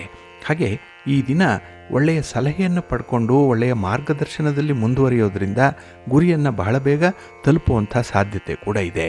ಹಾಗೆ ಗ್ರಹ ಸ್ಥಾನಗಳು ಅನುಕೂಲಕರವಾಗಿರೋದ್ರಿಂದ ನಿಮ್ಮ ಪ್ರಯತ್ನಗಳಿಗೆ ಉತ್ತಮ ಫಲ ಸಿಕ್ಕತ್ತೆ. ನೀವು ನಿರೀಕ್ಷೆ ಮಾಡಿದಂಥ ಫಲಿತಾಂಶವನ್ನು ಪಡ್ಕೊಳ್ತೀರಿ. ಹಾಗೆ ನಿಮ್ಮ ಬಂಧುಗಳಾಗಲಿ, ಮಿತ್ರರಾಗಲಿ, ನೆರೆಹೊರೆಯವರಾಗಲಿ ನಿಮಗೆ ಸಹಾಯಕರಾಗಿ ಇರ್ತಾರೆ ಈ ದಿನ. ಅಂದರೆ ನೀವು ಅಂದುಕೊಂಡಂತೆ ಅವರ ಒಂದು ಸಹಕಾರವನ್ನು ಪಡ್ಕೊಳ್ಳಿಕ್ಕೆ ಸಾಧ್ಯ ಇದೆ. ಇನ್ನು ಹಣಕಾಸಿನ ವಿಚಾರದಲ್ಲಿ ತುಂಬ ಜಾಗೃತರಾಗಿರ್ತೀರಿ, ಎಲ್ಲೂ ಕೂಡ ಯಾಮಾರಲ್ಲ. ಆದರೆ ಈ ದಿನ ಈ ದುಂದು ವೆಚ್ಚ ಏನಿದೆ ಇದನ್ನು ಸ್ವಲ್ಪ ನಿಯಂತ್ರಣ ಮಾಡಿಕೊಳ್ಬೇಕು. ಇದು ಮಾತ್ರ ನಿಮಗೆ ಔಟ್ ಆಫ್ ಕಂಟ್ರೋಲ್ ಆಗುವಂಥದ್ದು ಇರುತ್ತೆ.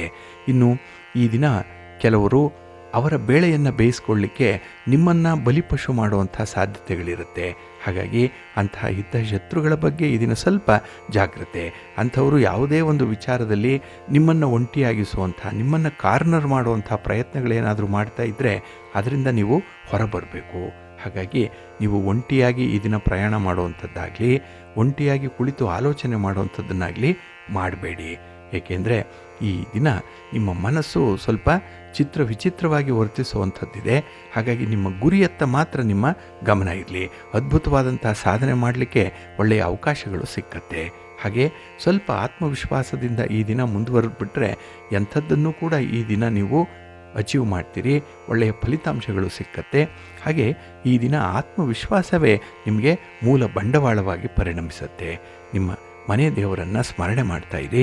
ಹಾಗೆ ಭಕ್ತಿಯಿಂದ ಶ್ರೀರಾಮ ರಕ್ಷಾ ಸ್ತೋತ್ರವನ್ನು ಹೇಳ್ಕೊಳ್ಳಿ, ಶ್ರೀರಾಮ ಭುಜಂಗ ಸ್ತೋತ್ರವನ್ನು ಈ ದಿನ ಹೇಳ್ಕೊಳ್ಳಿ, ಆಂಜನೇಯನ ದರ್ಶನ ಮಾಡ್ಕೊಳ್ಳಿ, ಒಳ್ಳೆಯದಾಗತ್ತೆ. ನಿಮ್ಮ ಅದೃಷ್ಟದ ಬಣ್ಣ ಕೇಸರಿ, ಅದೃಷ್ಟದ ದಿಕ್ಕು ಈಶಾನ್ಯ ದಿಕ್ಕು, ಅದೃಷ್ಟ ಸಂಖ್ಯೆ 1. ಧನುರಾಶಿ. ಧನುರಾಶಿಯವರಿಗೆ ಈ ದಿನ ವ್ಯಯಸ್ಥಾನದಲ್ಲಿ ಚಂದ್ರ ಇದ್ದಾನೆ. 12ನೇ ಮನೆಯಲ್ಲಿ ಚಂದ್ರ ಅಂದರೆ ವ್ಯವಹಾರಗಳು ಸ್ವಲ್ಪ ಕುಂಠಿತವಾಗುತ್ತೆ, ಸ್ವಲ್ಪ ಹಿನ್ನಡೆಯನ್ನು ಅನುಭವಿಸುತ್ತೆ. ಹಾಗಾಗಿ ದೊಡ್ಡ ಮಟ್ಟದಲ್ಲಿ ಏನಾದರೂ ಬಂಡವಾಳ ಹಾಕಿಬಿಟ್ಟಿದ್ರೆ ಅದನ್ನು ವಾಪಸ್ಸು ಪಡ್ಕೊಳ್ಳುವಂಥದ್ದೇ ಒಂದು ಪ್ರಶ್ನಾರ್ಥಕ ಚಿಹ್ನೆಯಾಗಿ ಉಳ್ಕೊಳ್ಳುತ್ತೆ. ಹಾಗಾಗಿ ವ್ಯವಹಾರಗಳನ್ನು ಹಾಗೆ ಅದರ ವಿಸ್ತರಣೆಯನ್ನು ಸ್ವಲ್ಪ ನಿಧಾನಗತಿಯಲ್ಲಿ ನೀವು ಮಾಡಬೇಕಾಗತ್ತೆ. ಆತುರವಾಗಿ ಯಾವುದೇ ತೀರ್ಮಾನಗಳನ್ನು ತೆಗೆದುಕೊಳ್ಬೇಡಿ. ಇನ್ನು ಈ ದಿನ ಸ್ವಲ್ಪ ತಾಳ್ಮೆ ಬೇಕು. ದೇಹಕ್ಕೆ ಎಷ್ಟೇ ಬಾಧೆ ಇರಲಿ, ಮನಸ್ಸಿಗೆ ಎಷ್ಟೇ ನೋವಿರಲಿ, ನಿಮ್ಮ ಮಾತನ್ನು ಈ ದಿನ ಸ್ವಲ್ಪ ನಿಯಂತ್ರಣದಲ್ಲಿ ಇಟ್ಕೊಳ್ಬೇಕಾಗತ್ತೆ. ಹಾಗೆ ಈ ದಿನ ಯಾವುದೇ ಒಂದು ವಿಚಾರವೂ ಕೂಡ ಅಧಿಕವಾಗಬಾರ್ದು, ಮಿತಿ ಮೀರಬಾರ್ದು. ಆ ರೀತಿ ನೋಡಿಕೊಳ್ಳುವಂಥ ಜವಾಬ್ದಾರಿ ತಮ್ಮದೇ ಆಗಿರುತ್ತೆ. ಇನ್ನು ಈ ದಿನ ಆದಾಯ ಉತ್ತಮವಾಗುವಂಥ ಸಾಧ್ಯತೆಗಳಿದೆ, ಆದರೆ ಅಷ್ಟೇ ಖರ್ಚಿಗೂ ಕೂಡ ದಾರಿ ಇದೆ. ಹಾಗಾಗಿ ಈ ದಿನ ನಿಮ್ಮ ಒಂದು ಆದಾಯದಲ್ಲಿ ಹಾಗೆ ನಿಮ್ಮ ವೆಚ್ಚದಲ್ಲಿ ಹೊಂದಾಣಿಕೆ ಅನ್ನುವಂಥದ್ದು ಇರಲ್ಲ. ಇನ್ನು ಈ ದಿನ ಆಧ್ಯಾತ್ಮಿಕ ಚಟುವಟಿಕೆಗಳಲ್ಲಿ ಭಾಗವಹಿಸುವಂಥದ್ದು ಕೂಡ ಇದೆ. ಮನಸ್ಸಿಗೆ ನೋವಾದಾಗ, ದುಃಖ ಆದಾಗ ಈ ದಿನ ಭಗವಂತನ ಒಂದು ಆಶ್ರಯಕ್ಕೆ ಹೋಗುವಂಥದ್ದು, ಅಂದರೆ ಸ್ಮರಣೆ ಮಾಡುವಂಥದ್ದು, ಸ್ತೋತ್ರ ಹೇಳ್ಕೊಳ್ಳುವಂಥದ್ದು, ದರ್ಶನ ಮಾಡುವಂಥದ್ದು, ಇಂತಹ ಒಂದು ಪ್ರಕ್ರಿಯೆಗಳು ನಡೆಯುವಂಥ ಸಾಧ್ಯತೆ ಕೂಡ ಇರುತ್ತೆ. ಹಾಗೆ ಈ ದಿನ ದೂರದ ಪ್ರಯಾಣವನ್ನು ಮಾಡುವಂಥದ್ದು ಅಷ್ಟೊಂದು ಸೂಕ್ತ ಅಲ್ಲ. ಹಾಗೆ ಈ ದಿನ ನಿಮ್ಮನ್ನು ಕಾಡುವಂಥ ಸಮಸ್ಯೆ ಅಂತ ಹೇಳಿದ್ರೆ ಈ ಆರೋಗ್ಯ ಸಮಸ್ಯೆ, ಅದನ್ನು ಪರಿಹಾರ ಮಾಡಿಕೊಳ್ಳುವಂಥ ಪ್ರಯತ್ನದಲ್ಲಿ ನಿಮ್ಮ ಒಂದು ಪಾಸಿಟಿವ್ ಆಗಿರುವಂಥ ಆಟಿಟ್ಯೂಡ್ ಇರಬೇಕಾಗತ್ತೆ. ಇನ್ನು ಹಣಕಾಸಿನ ಪರಿಸ್ಥಿತಿ ನಿರಾಶಾದಾಯಕವಾಗಿರುತ್ತೆ, ಅಷ್ಟೊಂದು ನಿಮಗೆ ಉತ್ತಮವಾದಂಥ ಸಪೋರ್ಟನ್ನು ತರಲ್ಲ. ಇನ್ನು ಈ ದಿನ ನಿಮ್ಮ ಗುರಿ ಸಾಧನೆ ಏನಿದೆ ಅದರತ್ತ ಮಾತ್ರ ನಿಮ್ಮ ಗಮನ ಇರಲಿ. ಮೂರನೆಯವರ ವಿಚಾರಕ್ಕೆ ಹೆಚ್ಚು ಚಿಂತೆ ಮಾಡಬೇಡಿ. ನಿಮ್ಮ ಮನೆ ದೇವರನ್ನು ಪ್ರಾರ್ಥನೆ ಮಾಡಿಕೊಳ್ಳಿ. ಹಾಗೆ ಭಕ್ತಿಯಿಂದ ಶಿವ ಪಂಚಾಕ್ಷರಿ ಮಂತ್ರವನ್ನು ಹೇಳ್ಕೊಳ್ಳಿ. ಶಿವನ ಪರಿವಾರ ದೇವತೆಗಳನ್ನು ಪ್ರಾರ್ಥನೆ ಮಾಡ್ತಾ ಇರಿ, ಒಳ್ಳೆಯದಾಗತ್ತೆ. ನಿಮ್ಮ ಅದೃಷ್ಟದ ಬಣ್ಣ ಬಿಳುಪು, ಅದೃಷ್ಟದ ದಿಕ್ಕು ಈಶಾನ್ಯ ದಿಕ್ಕು, ಅದೃಷ್ಟ ಸಂಖ್ಯೆ 5. ಮಕರ ರಾಶಿ. ಮಕರ ರಾಶಿಯವರಿಗೆ ಈ ದಿನ ಲಾಭಸ್ಥಾನದಲ್ಲಿ ಚಂದ್ರ ಇದ್ದಾನೆ. 11ನೇ ಮನೆಯಲ್ಲಿ ಚಂದ್ರ ಅಂದರೆ ಮನಸ್ಸಿಗೆ ಸಮಾಧಾನ. ಹಾಗೆ ಈ ದಿನ ಹಠಾತ್ತಾಗಿ ಪ್ರಯಾಣ ಮಾಡುವಂಥ ಸೂಚನೆಗಳಿದೆ. ಪ್ರಯಾಣ ನಿಮಗೆ ಯಶಸ್ಸನ್ನು ತರುತ್ತೆ. ಹಾಗೆ ಕೈಗೊಂಡ ಕಾರ್ಯಗಳಲ್ಲಿ ಈ ದಿನ ಯಾರದ್ದೋ ಮೂರನೆಯವರ ಕೈವಾಡದಿಂದ ಆ ಕೆಲಸಗಳು ಅರ್ಧಕ್ಕೆ ನಿಲ್ಲುವಂಥ ಸಾಧ್ಯತೆ ಇರುತ್ತೆ. ಹಾಗಾಗಿ ಚಾಡಿ ಮಾತನ್ನು ಕೇಳುವಂಥವ್ರಿಗೆ ಈ ದಿನ ಒಳ್ಳೆಯದಲ್ಲ. ಆದರೆ ಸ್ವಸಾಮರ್ಥ್ಯದಿಂದ, ಸ್ವಂತ ವಿವೇಚನೆಯಿಂದ, ಸ್ವಂತ ಅನುಭವದಿಂದ ನೀವು ಮುಂದೆ ಬರುವಂಥ ಒಂದು ಪ್ರಯತ್ನ ಮಾಡಿ, ಒಳ್ಳೆಯ ಫಲ ನಿಮಗೆ ಸಿಕ್ಕತ್ತೆ. ಹಾಗೆ ಈ ದಿನ ಆರೋಗ್ಯ ಸಮಸ್ಯೆ ಕೂಡ ನಿಮ್ಮನ್ನು ಬಾಧಿಸುವಂಥದ್ದು ಇದೆ. ಆದರೆ ವಿಶೇಷವಾಗಿ ಮುತುವರ್ಜಿ ಇದೆಯಲ್ಲ, ಹಾಗೆ ಈ ಕೆಲಸ ಕಾರ್ಯಗಳನ್ನು ಬಹಳ ಪಾಸಿಟಿವ್ ಆಗಿ ಮಾಡಬೇಕು ಅನ್ನುವಂಥ ಒಂದು ಪಾಸಿಟಿವ್ ಆಟಿಟ್ಯೂಡ್ ಇದೆಯಲ್ಲ, ಅದು ಎಷ್ಟೋ ವೇಳೆ ನಿಮ್ಮನ್ನು ರಕ್ಷಣೆ ಮಾಡುತ್ತೆ. ಹಾಗಾಗಿ ಶಿಸ್ತುಬದ್ಧ ಜೀವನಕ್ಕೆ ಈ ದಿನ ಉತ್ತಮವಾದಂಥ ಬೆಲೆಯನ್ನು ಪಡ್ಕೊಳ್ತೀರಿ. ಒಳ್ಳೆಯ ಮೌಲ್ಯ ಇದೆ, ನಿಮ್ಮ ಮಾತಿಗೆ ಒಂದು ತೂಕ ಇದೆ. ಹಾಗೆ ಈ ದಿನ ನಿಮ್ಮನ್ನು ನೀವು ಒಂದು ರೀತಿಯಲ್ಲಿ ಪ್ರೊಜೆಕ್ಟ್ ಮಾಡಿಕೊಳ್ಳುವಂಥ ಸಂದರ್ಭ ಇದೆ. ನಿಮ್ಮ ಸಾಧನೆಯನ್ನು ನೀವೇ ಹೇಳ್ಕೊಳ್ಬೇಕು. ಇದರಿಂದ ನಿಮಗೆ ಮನಸ್ಸಿಗೆ ಸಮಾಧಾನ ಸಿಕ್ಕತ್ತೆ. ಹಾಗೆ 4 ಜನರ ಗೌರವ ವಿಶ್ವಾಸಗಳನ್ನು ಈ ದಿನ ಗಳಿಸ್ಕೊಳ್ಳುವಂಥದ್ದು ಕೂಡ ಇದೆ. ಇನ್ನು ಆಧ್ಯಾತ್ಮಿಕ ಸೇವಾ ಚಟುವಟಿಕೆಗಳಲ್ಲಿ ಈ ದಿನ ಭಾಗವಹಿಸಬೇಕು, ಮನಃಶಾಂತಿ ಸಿಗಬೇಕು ಅನ್ನುವಂಥ ಒಂದು ತುಡಿತ ಚೆನ್ನಾಗಿದೆ. ಹಾಗೆ ಸ್ಥಿರವಾದ ಆಲೋಚನೆಗಳು ಈ ದಿನ ನಿಮಗೆ ಇಲ್ಲದೇ ಇರೋದರಿಂದ ಸ್ವಲ್ಪ ಕಸಿಬಿಸಿ ಉಂಟಾಗುತ್ತೆ. ಆದರೆ ಸಂಜೆಯ ಸಮಯಕ್ಕೆ ಈ ದಿನ ನಿಮ್ಮ ಜವಾಬ್ದಾರಿಯನ್ನು ನೀವು ತುಂಬ ಚೆನ್ನಾಗಿ ನಿರ್ವಹಣೆ ಮಾಡ್ತೀರಿ.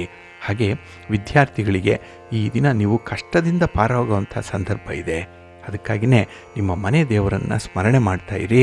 ಭಕ್ತಿಯಿಂದ ಗಣಪತಿಯನ್ನು ಆರಾಧನೆ ಮಾಡಿ, ಗಣಪತಿಯ ಸ್ತೋತ್ರವನ್ನು ಹೇಳ್ಕೊಳ್ಳಿ. ಹಾಗೆ ಸುಬ್ರಹ್ಮಣ್ಯ ಸ್ತೋತ್ರ ಹೇಳ್ತಾ ಇರಿ, ಒಳ್ಳೆಯದಾಗತ್ತೆ. ನಿಮ್ಮ ಅದೃಷ್ಟದ ಬಣ್ಣ ತಿಳಿ ನೀಲಿ, ಅದೃಷ್ಟದ ದಿಕ್ಕು ಈಶಾನ್ಯ ದಿಕ್ಕು, ಅದೃಷ್ಟ ಸಂಖ್ಯೆ 1. ಕುಂಭರಾಶಿ. ಕುಂಭರಾಶಿಯವರಿಗೆ ಈ ದಿನ ಉದ್ಯೋಗ ಸ್ಥಾನದಲ್ಲಿ ಚಂದ್ರ ಇರುವಂಥ ದಿನ. ಹಾಗಾಗಿಯೇ ಮನೆಯಲ್ಲಿ ಉತ್ತಮವಾದಂಥ ಒಂದು ವಾತಾವರಣ ಇದೆ. ಮನೆಯ ಹೊರಗೆ ನಿಮ್ಮ ಸಾಮರ್ಥ್ಯಕ್ಕೆ ಮೀರಿದಂಥ ಕೆಲಸವನ್ನು ಮಾಡುವಂಥ ಒಂದು ಸ್ಪರ್ಧೆ ಇದೆ. ಹಾಗೆ ಉದ್ಯೋಗಿಗಳಿಗಾಗಲಿ, ಸ್ವಯಂ ಉದ್ಯೋಗ ಮಾಡ್ತಾ ಇರುವಂಥವ್ರಿಗಾಗಲಿ ಈ ದಿನ ಅತ್ಯುತ್ತಮವಾದಂಥ ದಿನ. ಏಕೆಂದರೆ ನಿಮ್ಮ ಬೆಳವಣಿಗೆಗೆ ಪೂರಕವಾಗಿರುವಂಥ ಕೆಲಸಗಳು ಆಗತ್ತೆ. ಹಾಗೆ ಈ ದಿನ ಹಣಕಾಸಿನ ಪರಿಸ್ಥಿತಿಗಳು ಮತ್ತಷ್ಟು ಸುಧಾರಣೆ ಆಗುವಂಥದ್ದು ಕೂಡ ಇದೆ. ಹಾಗೆ ಕೆಲಸ ಕಾರ್ಯಗಳಲ್ಲಿ ಯಶಸ್ಸು ಸಿಕ್ಕಾಗ ಮನಸ್ಸಿಗೆ ಸಮಾಧಾನ, ಪಟ್ಟ ಒಂದು ಶ್ರಮ ಸಾರ್ಥಕವಾಯಿತಲ್ಲ ಅನ್ನುವಂಥ ಒಂದು ತೃಪ್ತಿಯ ಭಾವ ನಿಮಗಿರುತ್ತೆ. ಹಾಗೆ ಈ ದಿನ ನೀವು ಕೆಲಸದಲ್ಲಿ ಯಶಸ್ಸನ್ನು ಸಾಧಿಸಲಿಕ್ಕೆ ತೆಗೆದುಕೊಂಡಂಥ ಒಂದು ಸ್ಟೆಪ್ಸ್ ಯಾವುದು, ಯಾವ ಹಂತವನ್ನು ಫಾಲೋ ಮಾಡಿದ್ರಿ, ಇಂಥ ವಿಚಾರಗಳನ್ನು ಈ ದಿನ ಯಾರೊಂದಿಗೂ ಕೂಡ ಹಂಚಿಕೊಳ್ಬೇಡಿ. ಏಕೆಂದರೆ ಅಂಥ ಒಂದು ಸಾಧನೆಯನ್ನು ಹೇಳ್ಕೊಳ್ಳಿಕ್ಕೆ ಒಳ್ಳೆಯ ಅವಕಾಶಗಳು ಈ ದಿನ ಸಿಕ್ಕಲ್ಲ. ಇನ್ನು ಈ ದಿನ ಹೊಸ ಲಾಭವನ್ನು ಹೊಸ ವ್ಯವಹಾರಗಳಿಂದ ಪಡ್ಕೊಳ್ಳುವಂಥ ಎಲ್ಲ ಸಾಧ್ಯತೆಗಳು ಕೂಡ ಇದೆ. ಆದರೆ ಈ ವ್ಯಾಪಾರ ವಿಸ್ತರಣೆಯ ವೇಗವನ್ನು ಮಾತ್ರ ಸ್ವಲ್ಪ ತಡೆ ಹಿಡಿಬೇಕಾಗತ್ತೆ. ಇನ್ನು ಕಾರ್ಯಕ್ಷೇತ್ರದ ಕಡೆ ಸ್ವಲ್ಪ ಗಮನ ಕೊಡಿ, ಮಕ್ಕಳ ಕಡೆ ಗಮನ ಕೊಡಿ ಈ ದಿನದಲ್ಲಿ. ಹಾಗೆ ನಿಮ್ಮ ಗುರಿ ಏನು, ನಿಮ್ಮ ಸಾಧನೆ ಏನು, ಇದರಲ್ಲಿ ಹೆಚ್ಚಿನ ಕೃಷಿಯನ್ನು ಮಾಡಬೇಕಾಗತ್ತೆ, ಹೆಚ್ಚು ಗಮನವನ್ನು ಹರಿಸಬೇಕಾಗತ್ತೆ. ಇನ್ನು ಈ ದಿನದಲ್ಲಿ ಜವಾಬ್ದಾರಿಯುತವಾದಂಥ ಕೆಲಸ ಕಾರ್ಯಗಳನ್ನು ಮಾಡಲೇಬೇಕು ಅನ್ನೋಂಥ ಒಂದು ಅನಿವಾರ್ಯತೆ ಇದೆ. ಅದನ್ನು ಕೂಡ ಈ ದಿನ ತುಂಬ ಚೆನ್ನಾಗಿ ನಿಭಾಯಿಸ್ತೀರಿ. ಒಳ್ಳೆಯ ದಿನ. ನಿಮ್ಮ ಮನೆ ದೇವರನ್ನು ಸ್ಮರಣೆ ಮಾಡ್ತಾಯಿರಿ. ಹಾಗೆ ಭಕ್ತಿಯಿಂದ ಈ ದಿನ ನೀವು ವಿಷ್ಣು ಸ್ತೋತ್ರವನ್ನು ಹೇಳ್ಕೊಳ್ಳಿ, ವಿಷ್ಣು ಸಹಸ್ರನಾಮ ಹೇಳ್ಕೊಳ್ಳಿ, ಒಳ್ಳೆಯದಾಗುತ್ತೆ. ನಿಮ್ಮ ಅದೃಷ್ಟದ ಬಣ್ಣ ಬಿಳುಪು, ಅದೃಷ್ಟದ ದಿಕ್ಕು ಈಶಾನ್ಯ ದಿಕ್ಕು, ಅದೃಷ್ಟ ಸಂಖ್ಯೆ 2. ಮೀನರಾಶಿ. ಮೀನರಾಶಿಯವರಿಗೆ ಈ ದಿನ ನವಮ ಸ್ಥಾನದಲ್ಲಿ ಚಂದ್ರ ಇರುವಂಥ ದಿನ. ಹಾಗಾಗಿನೇ ಮಿಶ್ರ ಫಲಗಳಿರುತ್ತೆ. ಇನ್ನು ಯಾವುದೇ ಕೆಲಸ ಕಾರ್ಯಗಳನ್ನು ಕೈಗೊಂಡರೂ ಕೂಡ ಅದು ಸ್ವಲ್ಪ ವಿಳಂಬ ನೀತಿಯನ್ನು ಅನುಸರಣೆ ಮಾಡುತ್ತೆ. ಹಾಗಾಗಿ ಈ ದಿನ ನಿಮ್ಮ ಒಂದು ಸ್ಪೀಡ್ಗೆ, ನಿಮ್ಮ ವೇವ್ ಲೆಂತ್ಗೆ ಮ್ಯಾಚ್ ಆಗುವಂಥ ಜನರೇ ಇಲ್ಲ. ಏಕೆಂದರೆ ನಿಮ್ಮ ವಿಚಾರಧಾರೆಗಳೇ ಬೇರೆ ರೀತಿ ಇರುತ್ತೆ, ನಿಮ್ಮ ಒಂದು ನಿಲುವೇ ಬಹಳ ವಿಭಿನ್ನವಾಗಿರುತ್ತೆ. ಹಾಗೆ ಈ ದಿನ ಕುಟುಂಬ ಸದಸ್ಯರ ಆರೋಗ್ಯದ ಕಡೆ ಸ್ವಲ್ಪ ನಿರ್ಲಕ್ಷ್ಯ ವಹಿಸುವಂಥದ್ದು ಕಾಣಿಸ್ತಾ ಇದೆ. ಹಾಗಾಗಿ ಕುಟುಂಬಸ್ಥರ ಆರೋಗ್ಯ ಬಹಳ ಮುಖ್ಯ, ಅದನ್ನು ಈ ದಿನ ನಿರ್ಲಕ್ಷಿಸಬೇಡಿ. ಇನ್ನು ಈ ದಿನದಲ್ಲಿ ಯಾವುದೇ ವ್ಯವಹಾರಗಳನ್ನು ಕೈಗೊಂಡಂಥ ಸಂದರ್ಭದಲ್ಲಿ ಸಮಸ್ಯೆಗಳು ಜಾಸ್ತಿ ಇರುತ್ತೆ, ಅದರದ್ದೇ ಆದಂತಹ ಸಮಸ್ಯೆಗಳಿದೆ. ಹಾಗಾಗಿ ಪ್ರತಿ ಸಮಸ್ಯೆಯನ್ನು ಕೂಡ ನೀವು ಪ್ರತ್ಯೇಕವಾಗಿ ನೋಡಿ ಅದಕ್ಕೆ ಪರಿಹಾರವನ್ನು ಕಂಡುಕೊಳ್ಬೇಕಾಗತ್ತೆ. ಇನ್ನು ಈ ದಿನ ಸಜ್ಜನರ ಸಹವಾಸ ನಿಮಗೆ ಹೆಜ್ಜೆಯನ್ನು ಸವಿದಂತಿರುತ್ತೆ, ಸಿಹಿಯಾಗಿರುತ್ತೆ. ಹಾಗಾಗಿ ಈ ದುಷ್ಟ ಸ್ನೇಹಿತರ ಒಂದು ಒಡನಾಟವನ್ನು ನೀವು ಆದಷ್ಟು ದೂರ ಮಾಡಿಕೊಳ್ಬೇಕು. ಇನ್ನು ಈ ದಿನ ಮನೆಯಲ್ಲಿ ಶುಭ ಕಾರ್ಯಗಳ ಬಗ್ಗೆ ಪೂರ್ವ ಸಿದ್ಧತೆಗಳು ನಡೆಯುವಂಥ ಸಂದರ್ಭ ಇದೆ. ಅದರಲ್ಲಿ ಭಾಗವಹಿಸಿ ಮಾರ್ಗದರ್ಶನ ಮಾಡಿ, ಒಳ್ಳೆಯದಾಗತ್ತೆ. ನಿಮ್ಮ ಮನೆ ದೇವರನ್ನು ಸ್ಮರಣೆ ಮಾಡ್ತಾ ಇರಿ. ಹಾಗೆ ಭಕ್ತಿಯಿಂದ ಈ ದಿನ ನೀವು ಮೃತ್ಯುಂಜಯ ಸ್ತೋತ್ರವನ್ನು ಹೇಳ್ಕೊಳ್ಳಿ, ಅನ್ನಪೂರ್ಣೇಶ್ವರಿ ಸ್ತೋತ್ರವನ್ನು ಹೇಳ್ತಾ ಇರಿ, ಒಳ್ಳೆಯದಾಗತ್ತೆ. ನಿಮ್ಮ ಅದೃಷ್ಟದ ಬಣ್ಣ ನೇರಳೆ, ಅದೃಷ್ಟದ ದಿಕ್ಕು ಪೂರ್ವ ದಿಕ್ಕು, ಅದೃಷ್ಟ ಸಂಖ್ಯೆ 1.